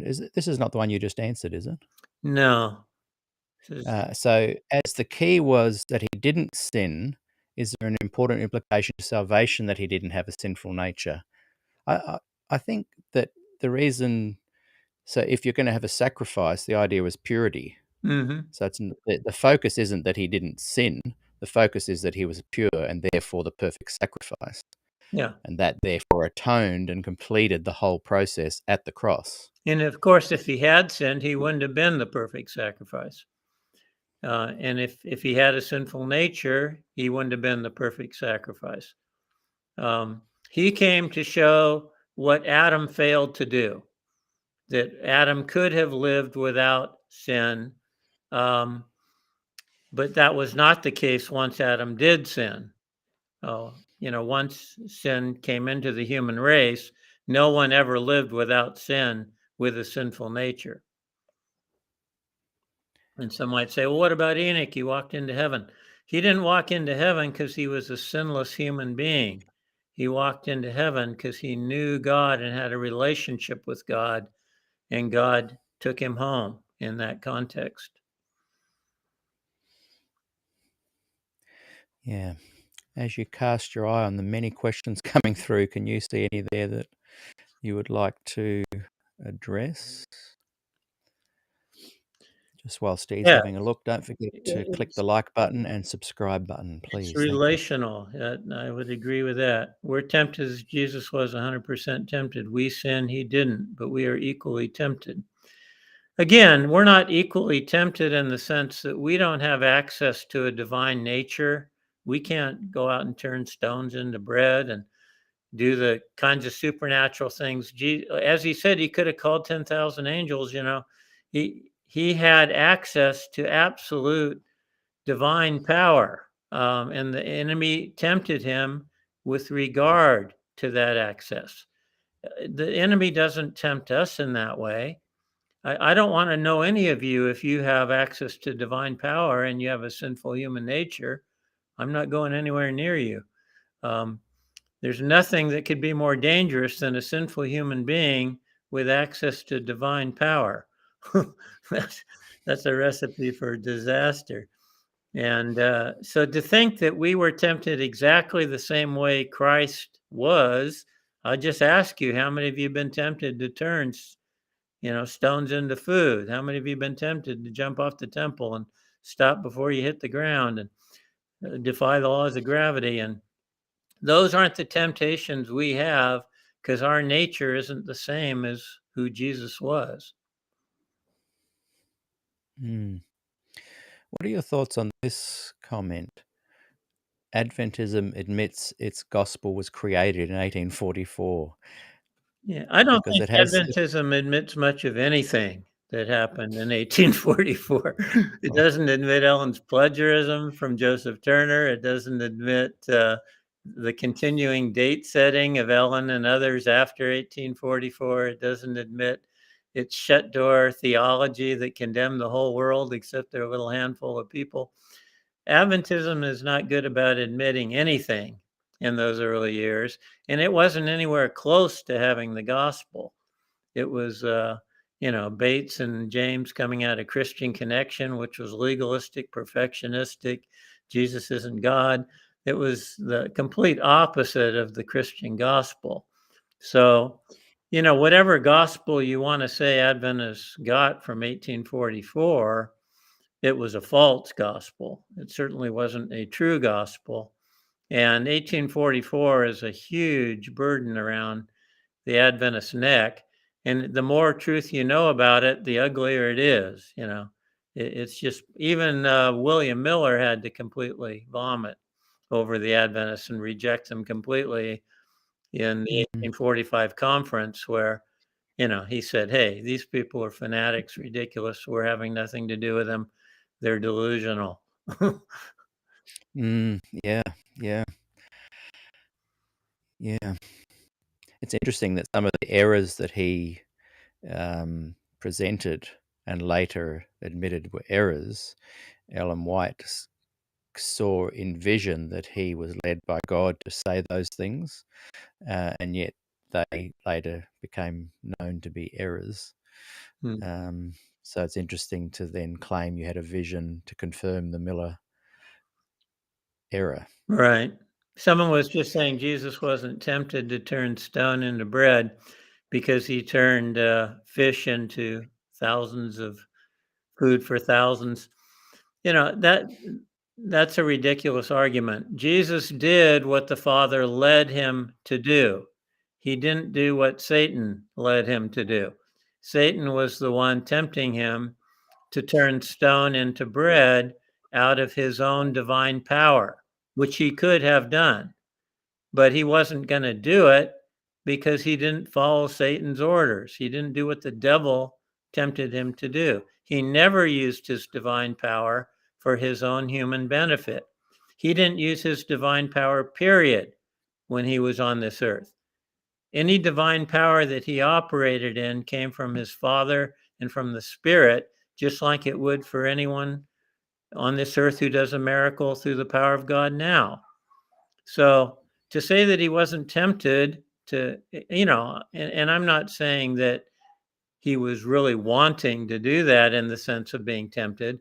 I'm saying he was tempted and that the devil laid that temptation before him. And Christ could have done it through his own divine power if he had so chosen. And that would have been sin. But it was a very real temptation. The Bible says it was a temptation. And I'm not going to say it wasn't. So what exactly is a sinful nature? Did Adam have a sinful nature after he sinned, or did sinful nature only occur in Adam and Eve's children being born to people who have sinned? No, anyone who sins has a sinful nature. You can't sin and not have a sinful nature. The moment you sin, your nature is contaminated by sin. So Adam and Eve immediately had a sinful nature at the moment that they sinned. And that then was inherited by their children. But the only time they didn't have a sinful nature was before they sinned. The moment they sinned, at that moment they lost their covering, they saw their nakedness, and they saw their nature as sinful. Did the person you answered before about the turning stone into bread, is this relevant to is this in reply to your answer? Jesus' temptation was to prove he is the Son of God, not to turn stone into bread. Well, that was just the specific temptation that was given in order for him to access his divine nature. There was a specific temptation that the devil brought, but the goal was for Jesus to access his divine nature. There's no question about that.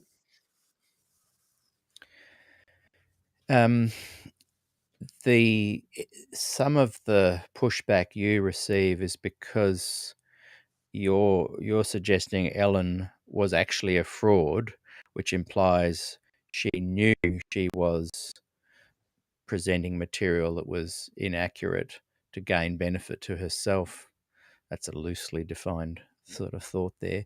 Whereas a lot of people that may believe she was at fault don't call her a fraud. They think she was just misguided, or that she genuinely believed her error. What do you think delineates you from those who don't call her a fraud? What evidence is really what are your two or three greatest pieces of evidence that would suggest she was fraudulent as opposed to just inaccurate? Yeah, there's the entire pattern of her lifetime. That's what I attempt to show in the book, that this is a lifetime pattern where she got away with more and more and became more presumptuous and premeditated in what she did as a result. Some of the huge obvious ones are the deception of Joseph Bates by both her and James when she faked that vision on astronomy to pull him into the support category, and they desperately needed his maturity, his wisdom, his position in that small little Adventist group, his wealth. They were He desperate. was quite wealthy, wasn't he? Yeah. Adventists like to say, oh, he gave up all of his wealth. No, that's not true. He did sell property in 1844, but that was hardly all of his wealth. He was a wealthy ship captain, and he maintained a lot of wealth after 1844, and the whites were desperate to access it because they desperately needed that kind of financial support. They were absolutely in poverty, if you understand what was going on there. They had to deceive Bates in order to pull off what they needed to pull off. And that was grossly premeditated. For someone to say that wasn't premeditated and that it wasn't a fraud, to me, they're just delusional. They're just in denial. It's completely obvious premeditated and it was a fraud. And you see the years and years and years where she's deliberately deceiving her own assistants, purposely not including quotation marks in the stuff she's stealing and plagiarizing and giving them every impression that she's getting this stuff in vision in her studies when she's taking it from other books. And this is a deliberate, premeditated thing. This is what you call fraud, you know.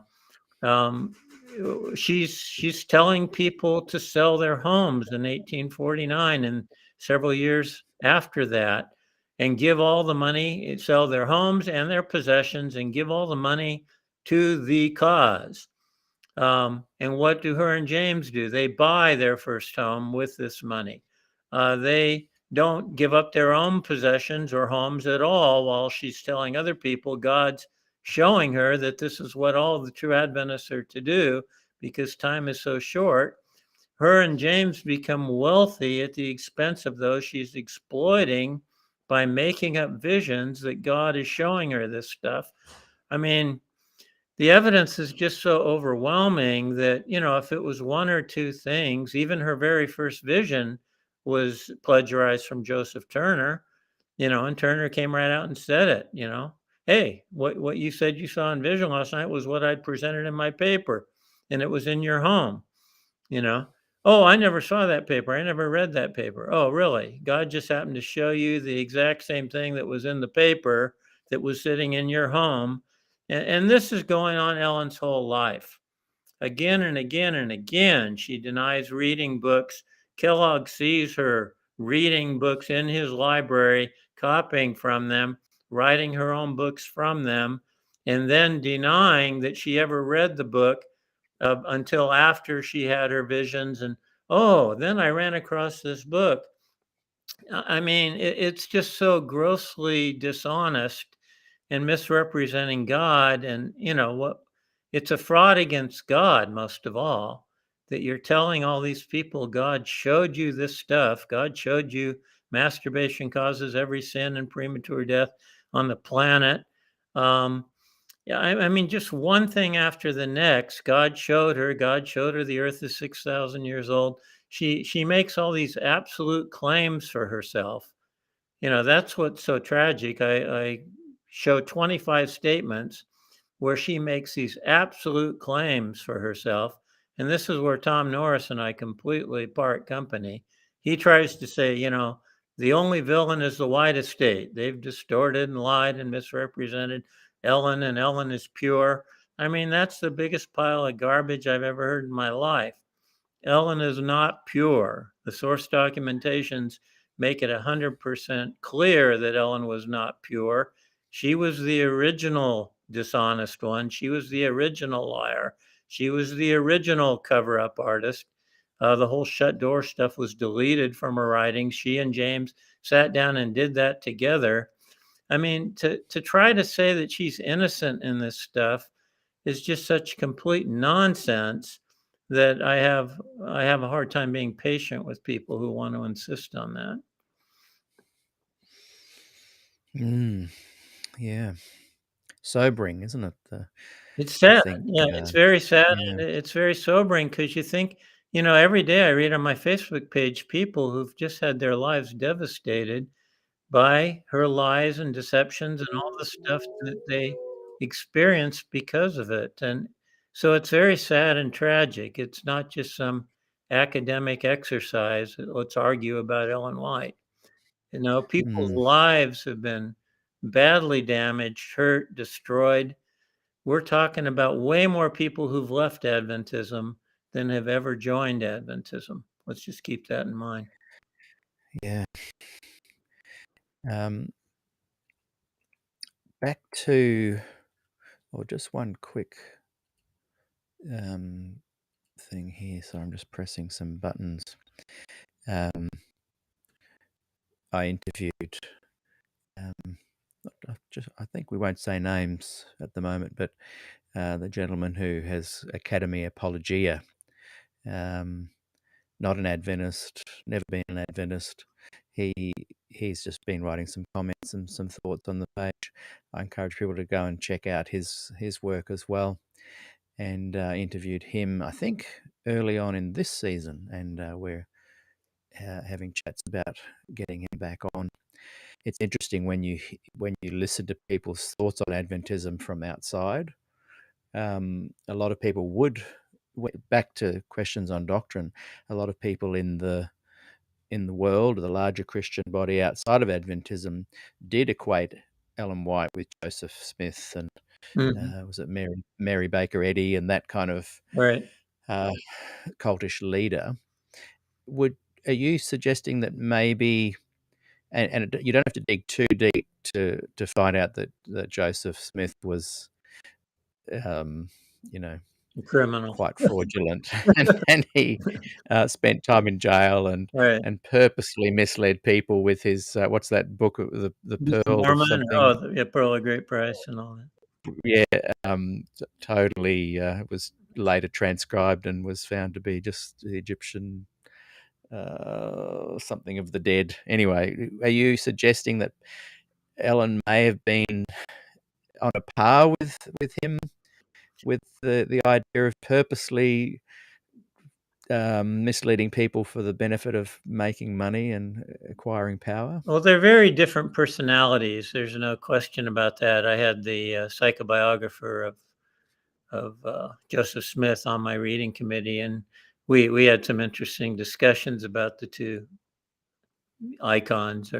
But Joseph Smith got exposed, and generally speaking, he was very flamboyant. He also had a ridiculous imagination. He had a very active imagination, and he was a plagiarizer and a criminal as well. But he at least had some creative intelligence to him, whereas Ellen had virtually no creative intelligence. It's fascinating that from the very beginning, she relied on Bates and her husband to come up with her visions. She was just taking stuff they said and claiming to have visions on it, but it was all taken from them. And then she gets so burned by the shut door and the 7-year theory and this stuff that they came up with that was proven to be absolute nonsense that she almost loses her prophetic status. She's shut out of the review for 4 years. And, she comes very close to being completely discredited in Adventism during this period. And she learned. What period is that? Sorry to interrupt. What a period is that? 1851 to 1855. James Right. quits publishing any of her visions in the review in 1851 after the whole 7-year theory went down the toilet. And James wasn't a fan of that theory nearly as much as Ellen and Bates were. And Ellen's the one that claims she sees stuff in vision that fits with that October 22, 1851 end of the world date. So James is pissed when that, he helps Ellen delete the stuff and whitewash the books, but he won't even print one of her visions for 4 years. And then he gets replaced by Uriah Smith, his review editor, when Smith's just 23 years old. And he's an Ellen White devotee to the max at that time. So he starts publishing her visions right and left and bringing her back into favor with the church. But later on, Smith gets totally disillusioned with her too. He sees her visions as being absolute lies about himself and others, and that he knows firsthand they're lies. So, Smith has a later awakening for himself, but for many, many years, he was like the biggest Ellen White devotee you could find. And he helped. And what Ellen learned is, hey, don't rely on Bates and your husband. They're morons. They're coming up with all this stupidity that's making you look like a fool because you're saying you're getting it from God. So she learns to accumulate all these books from well-known authors and learns to copy from those. But there's no original intelligence with her. She never has an original creative thought unless it's destroying her enemies. She does have some creative visions to destroy her enemies, anyone that happens to cross her, somehow she has a vision the next day that sends them to hell, or shows they're demon possessed, or so that's her only creativity, is coming up with these condemning visions that destroy anyone who attempts to oppose her. But as far as Mm, theological creativity, zero. She has mm. zero. She always gets her stuff from other sources. That does not mean she's not an intelligent person. There's a lot of different types of intelligence. And Ellen had a definite emotional intelligence. She had a tremendous manipulative intelligence. She knew how to manipulate people. She knew how to fool people. She knew how to make people think she's this wonderful grandma who loved everybody when she was slitting the throats of people that dared to cross her um, through visions. And I mean, She it's must amazing. have been a very she must It's have been a very amazing. powerful woman. Do you think she had, charisma, personal charisma? Like, if she walked into the room, do you think people were like, "Whoa, here's this person's got a lot of, I would say magic about I would them?" say not really in terms of her personality. Lots of times when we Right, think of charisma, we think of a charismatic personality. I would not really describe her that way. She had charisma in terms of the status that she had generated for herself. God's last day prophet, God's last day messenger, the one and only monolithic person that God shows everything in the universe to. And it doesn't matter what the subject is, God shows her a vision on it. So people are in awe of that. She walks into a room, holy Toledo, there's the messenger of God. There's the last right. day messenger of God. Um, so she has this, if you want to call it charisma, it's a built-in status that comes with being the last day messenger of God. Right, I don't think right. she had a particularly great personality, although she was really good at fooling people. Even in her own family after her accident, her creative malady was amazing in the way she was able to manipulate her own family. And I think she learned very young how to manipulate people and was an absolute master of that her entire life. When it came to manipulation and exploiting people and using them for her own purposes without them understanding what was going on, she was at the top of the totem pole. I mean, there's very few con artists and frauds who ever pull off the status of being a great religious icon that millions of people, think of as a great prophet or messenger of God, and they never really get exposed as they deserve to be. And all the other religious founders from that age got exposed to a greater or lesser degree. And, they didn't have the kind of status that Ellen was able to carry over. And even though there were a lot of attempts to expose her, she managed to destroy those people and preserve her status in Adventism right up until her death and really after her death. Even today, Adventists list her as their 18th fundamental belief. She's the fulfillment. She's the spirit of prophecy, which is a blasphemous title. But Adventists still play that game that she is God's great last day messenger. And so she still has this incredible status. And, they talk about one of the 100 most influential people in history and the Smithsonian magazine. And, well, they don't say that a bunch of those people are criminals in that 100 list of 100 Mm, people. And I think Ellen's yeah. right there with the criminals. She pulled off an amazing duping of the Adventist subculture. And she stayed away from the culture in general because they weren't going to fall for it. She was smart enough. She didn't want any Adventists getting out there into the general culture. That's why she got on Gage. That's why she got on Kellogg. She did not want any opportunity for the larger culture to see who she was, examine her, and expose her for what she was. So she was very good at keeping Adventists very isolated. Don't read these non-Adventist books, on and on it went, because it all fed into her cultic web that still to this day, has been remarkably successful. I say that's why I say I think she could easily be the most successful con artist in history, given the status that she has maintained when you look at the source documentation that betrays it. Do you think if James White had lived into the 1890s, Adventism would look very different today? It's a very good question. Just purely speculation.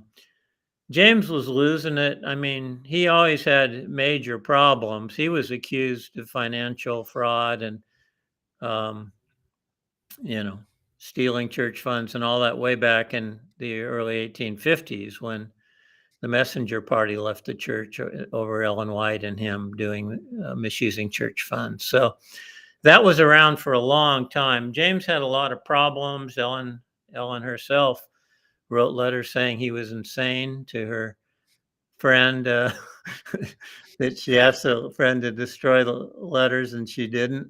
So Oh, really? we still have all those letters. It's all documented in my book. But That's the one where there was a lady she was quite close to. yes, her bedmate. Um, She's the only one what was that she would want to share a bed with. So they'd travel together? Yeah, there's some interesting. I remember reading about that. What was her name again? That lady? oh, I want to say Lucille. It's Oh, it slipped my mind a second. I'll have to look at.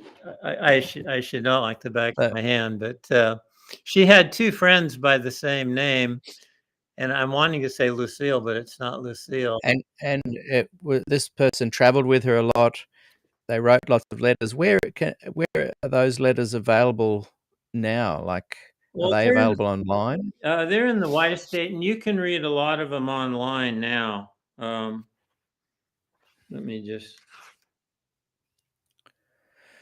Someone's I just should. written while you're having a look there. I'll just quickly bring up a comment that this is the relevant paragraph on Christ's nature in the current version of the fundamental beliefs, and the Bible is the primary source. Ellen G. White is a secondary source.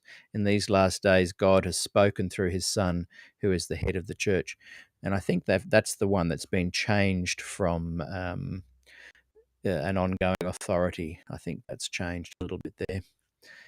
Was it Lucinda? Someone has Lucinda suggested it was Hall. She Lucinda. had two friends named Lucinda, and Lucinda Hall was the one.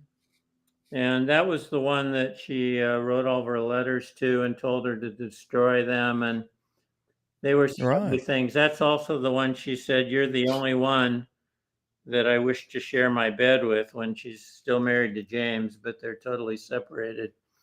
But I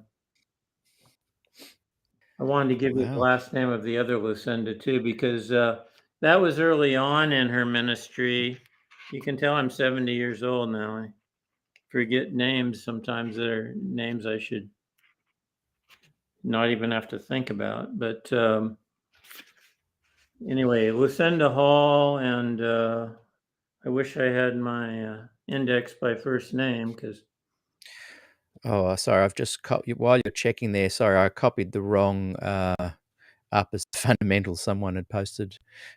So this is what the church says at the moment in the fundamentals.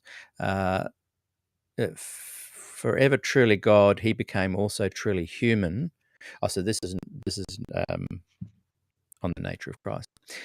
Forever truly God, he became also truly human. Jesus is the Christ. He was conceived of the Holy Spirit and born of the Virgin Mary. He lived and experienced temptation.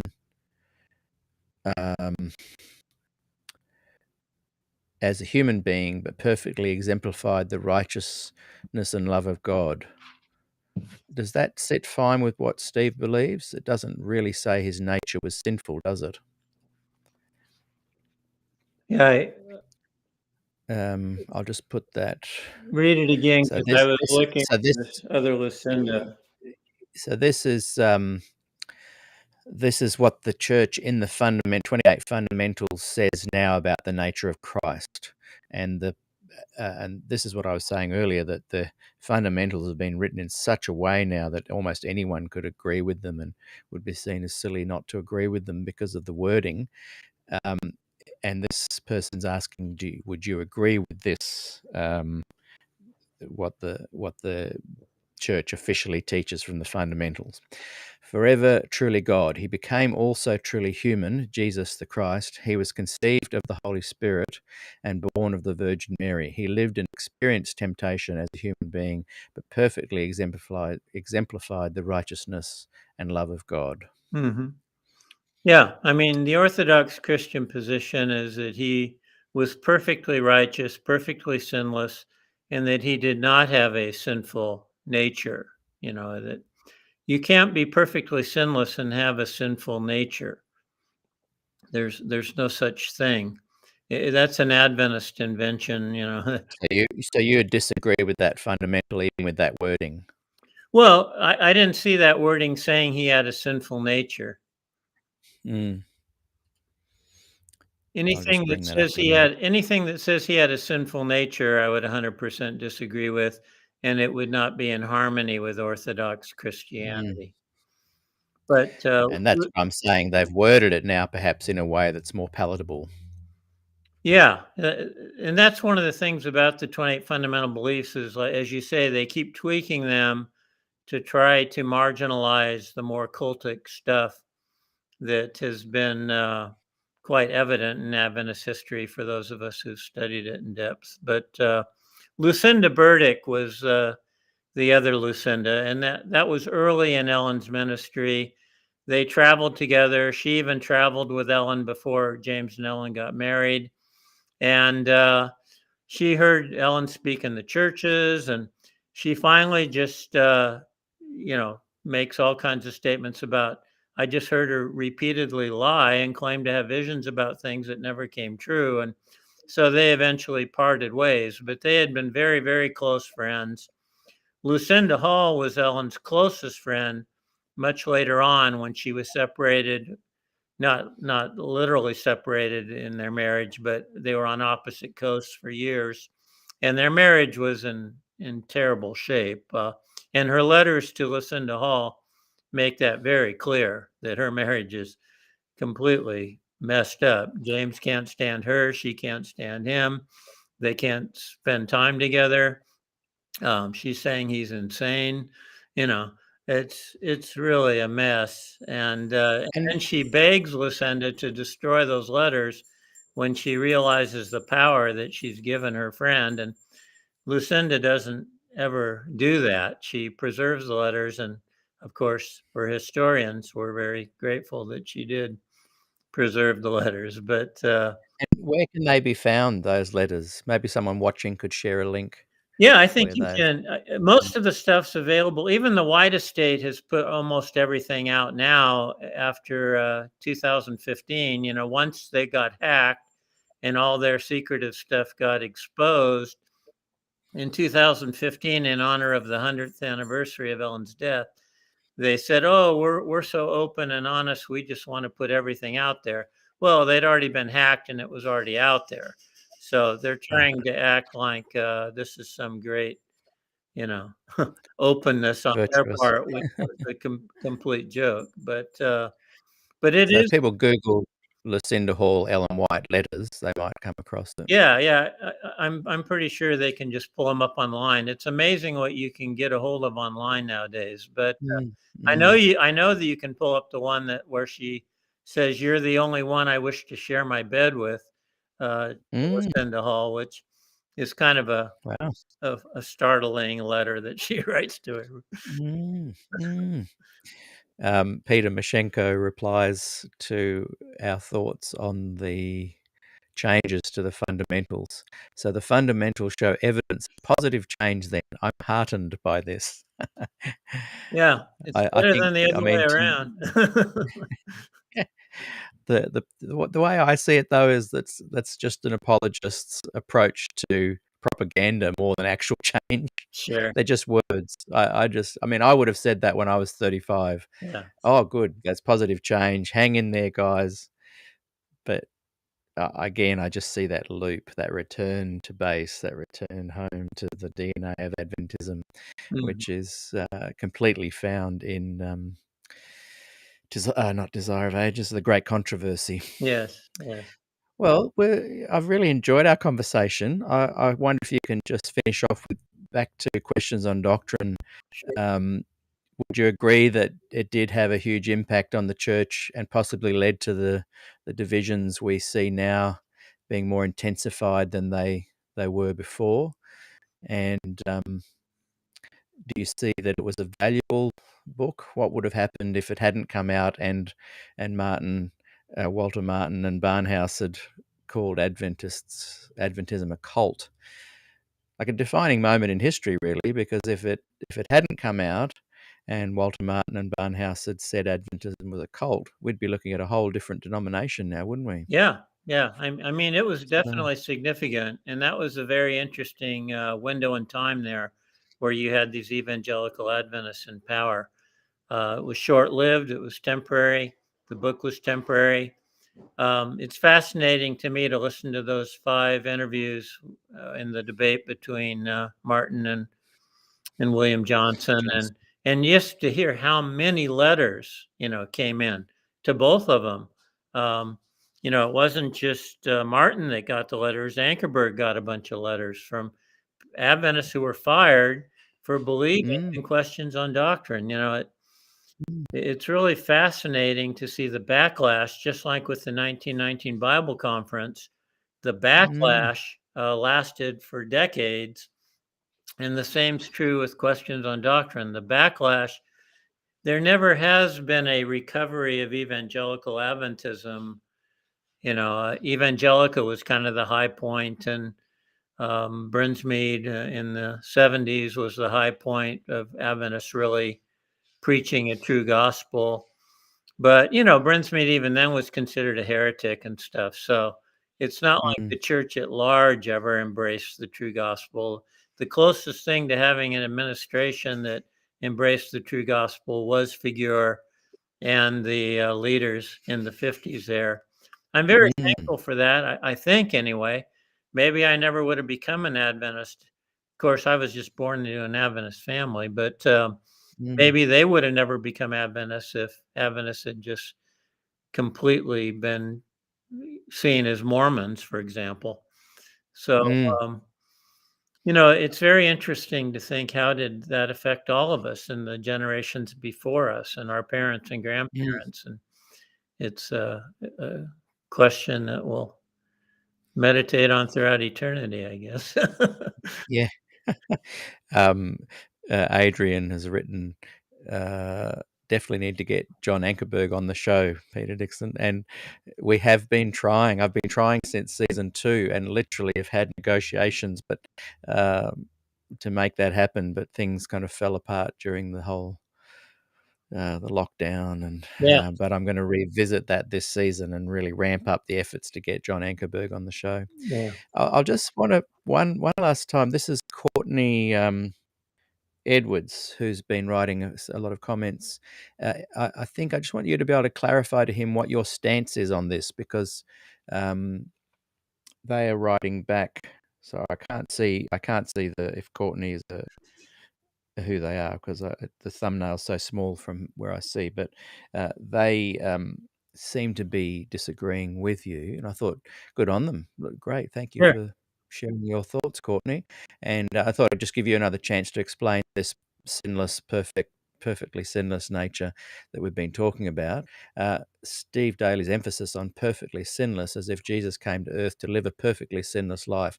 No, Jesus came to earth to contrast his Father's love for humanity to the hate that is Satan's government. Yeah, I sat in Maxwell's classes too. I know the huge contrast between Graham Maxwell and Desmond Ford.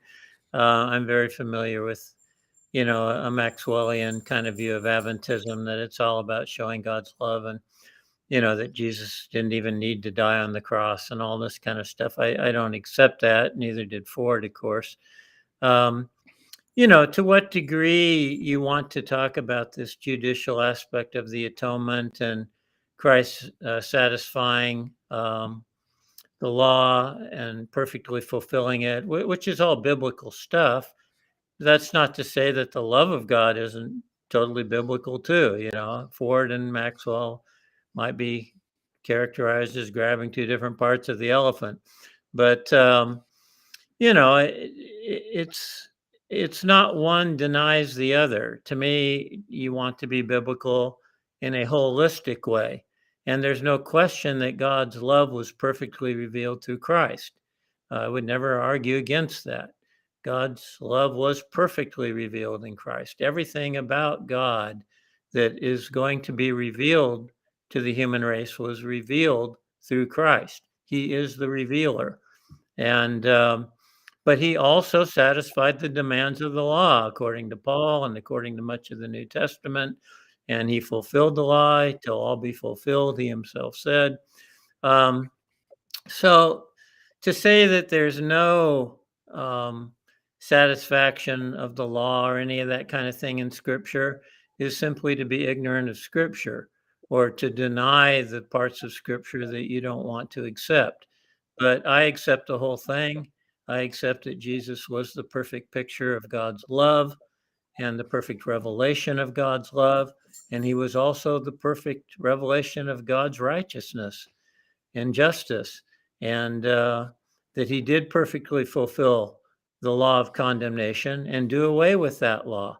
That's what 2 Corinthians 3:6-13 makes very, very clear. Adventists need to read those verses, because you can't read those verses and believe them and believe what Adventists teach. It's impossible. 2 Corinthians 3:6-13. Read all those verses and come away and tell me that Adventists know what they're talking about when it comes to the law. They don't. Well, someone has written spicy today, our conversation. And thank you for that comment. Thank you for making this a spicy conversation, Steve. I've really valued you being here on the show today, and really appreciate you taking the time to share your thoughts. Well, thanks, Peter, for having me. Hopefully I didn't get too emotional, but there are certain things that do prod my emotions in terms of my experiences with Adventism. I think we're all human. Yes. That's one thing I love getting across here. You know, we're human and we make mistakes, we have emotions, but I think the definition of what defines a subject is how people can work through all that, you know, Amen. and just look at the topics and the messages. And I think by and large, there's been some really wonderful comments Yes. and some really good insights revealed. Appreciate all your Hey, prayers and their participation, and very much thank you for inviting me. thanks, Steve. And just a quick reminder, tomorrow at 11:30 Sydney, New South Wales time, we've got Michael W. Campbell. He's coming on the show, and we're going to continue talking a little bit about questions on doctrine, as well as he's done a lot of research into the 1919 conference and something about 1922 as well. So we're going to look into that. Good. A little plug, and behind there you can probably see a little pile of CDs. This is my it's the 40th anniversary of since me recording my first album. And the interesting thing is that album was literally recorded in this shed studio when I was a young boy, about 16. And here we are years later. You know, I bought the house and came into the shed, and I thought, something reminds me of this space. What is it? And as a teenager, I'd recorded my first album in the room right here. So as the next month to the end of the year, I'm going to be running lots of giveaways, and I'm going to put together an album of 40 songs that just represent that kind of career. And for those that are watching in the comments, YouTube and Facebook, I've got a link for a free song there. If people want to go and check it out, you can download it absolutely free, no strings attached, no tricks, just go and enjoy the music. Awesome. So once again, oh, you got you. Is that a little puppy dog? Yeah. Is it a little poodle? cross or a poodle? Yes, it's a cross, but she got all the poodle parts. So. It's a golden doodle, but you don't see any gold on her. She's got a golden personality. Yeah. Hey, thanks so much again, Steve. We encourage everyone to go and buy your book. I'll just quickly put it up there one last time. Ellen G. White, A Psychobiography.